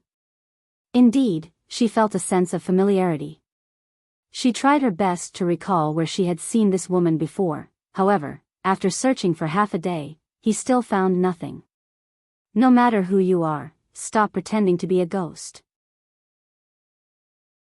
I feel that you didn't spend so much effort to get me here, just to feed me, right? Huamin knew that this group of people must have a purpose, but he didn't know what it was. However, Huamin vaguely felt that it had something to do with his biological father, Professor Liu.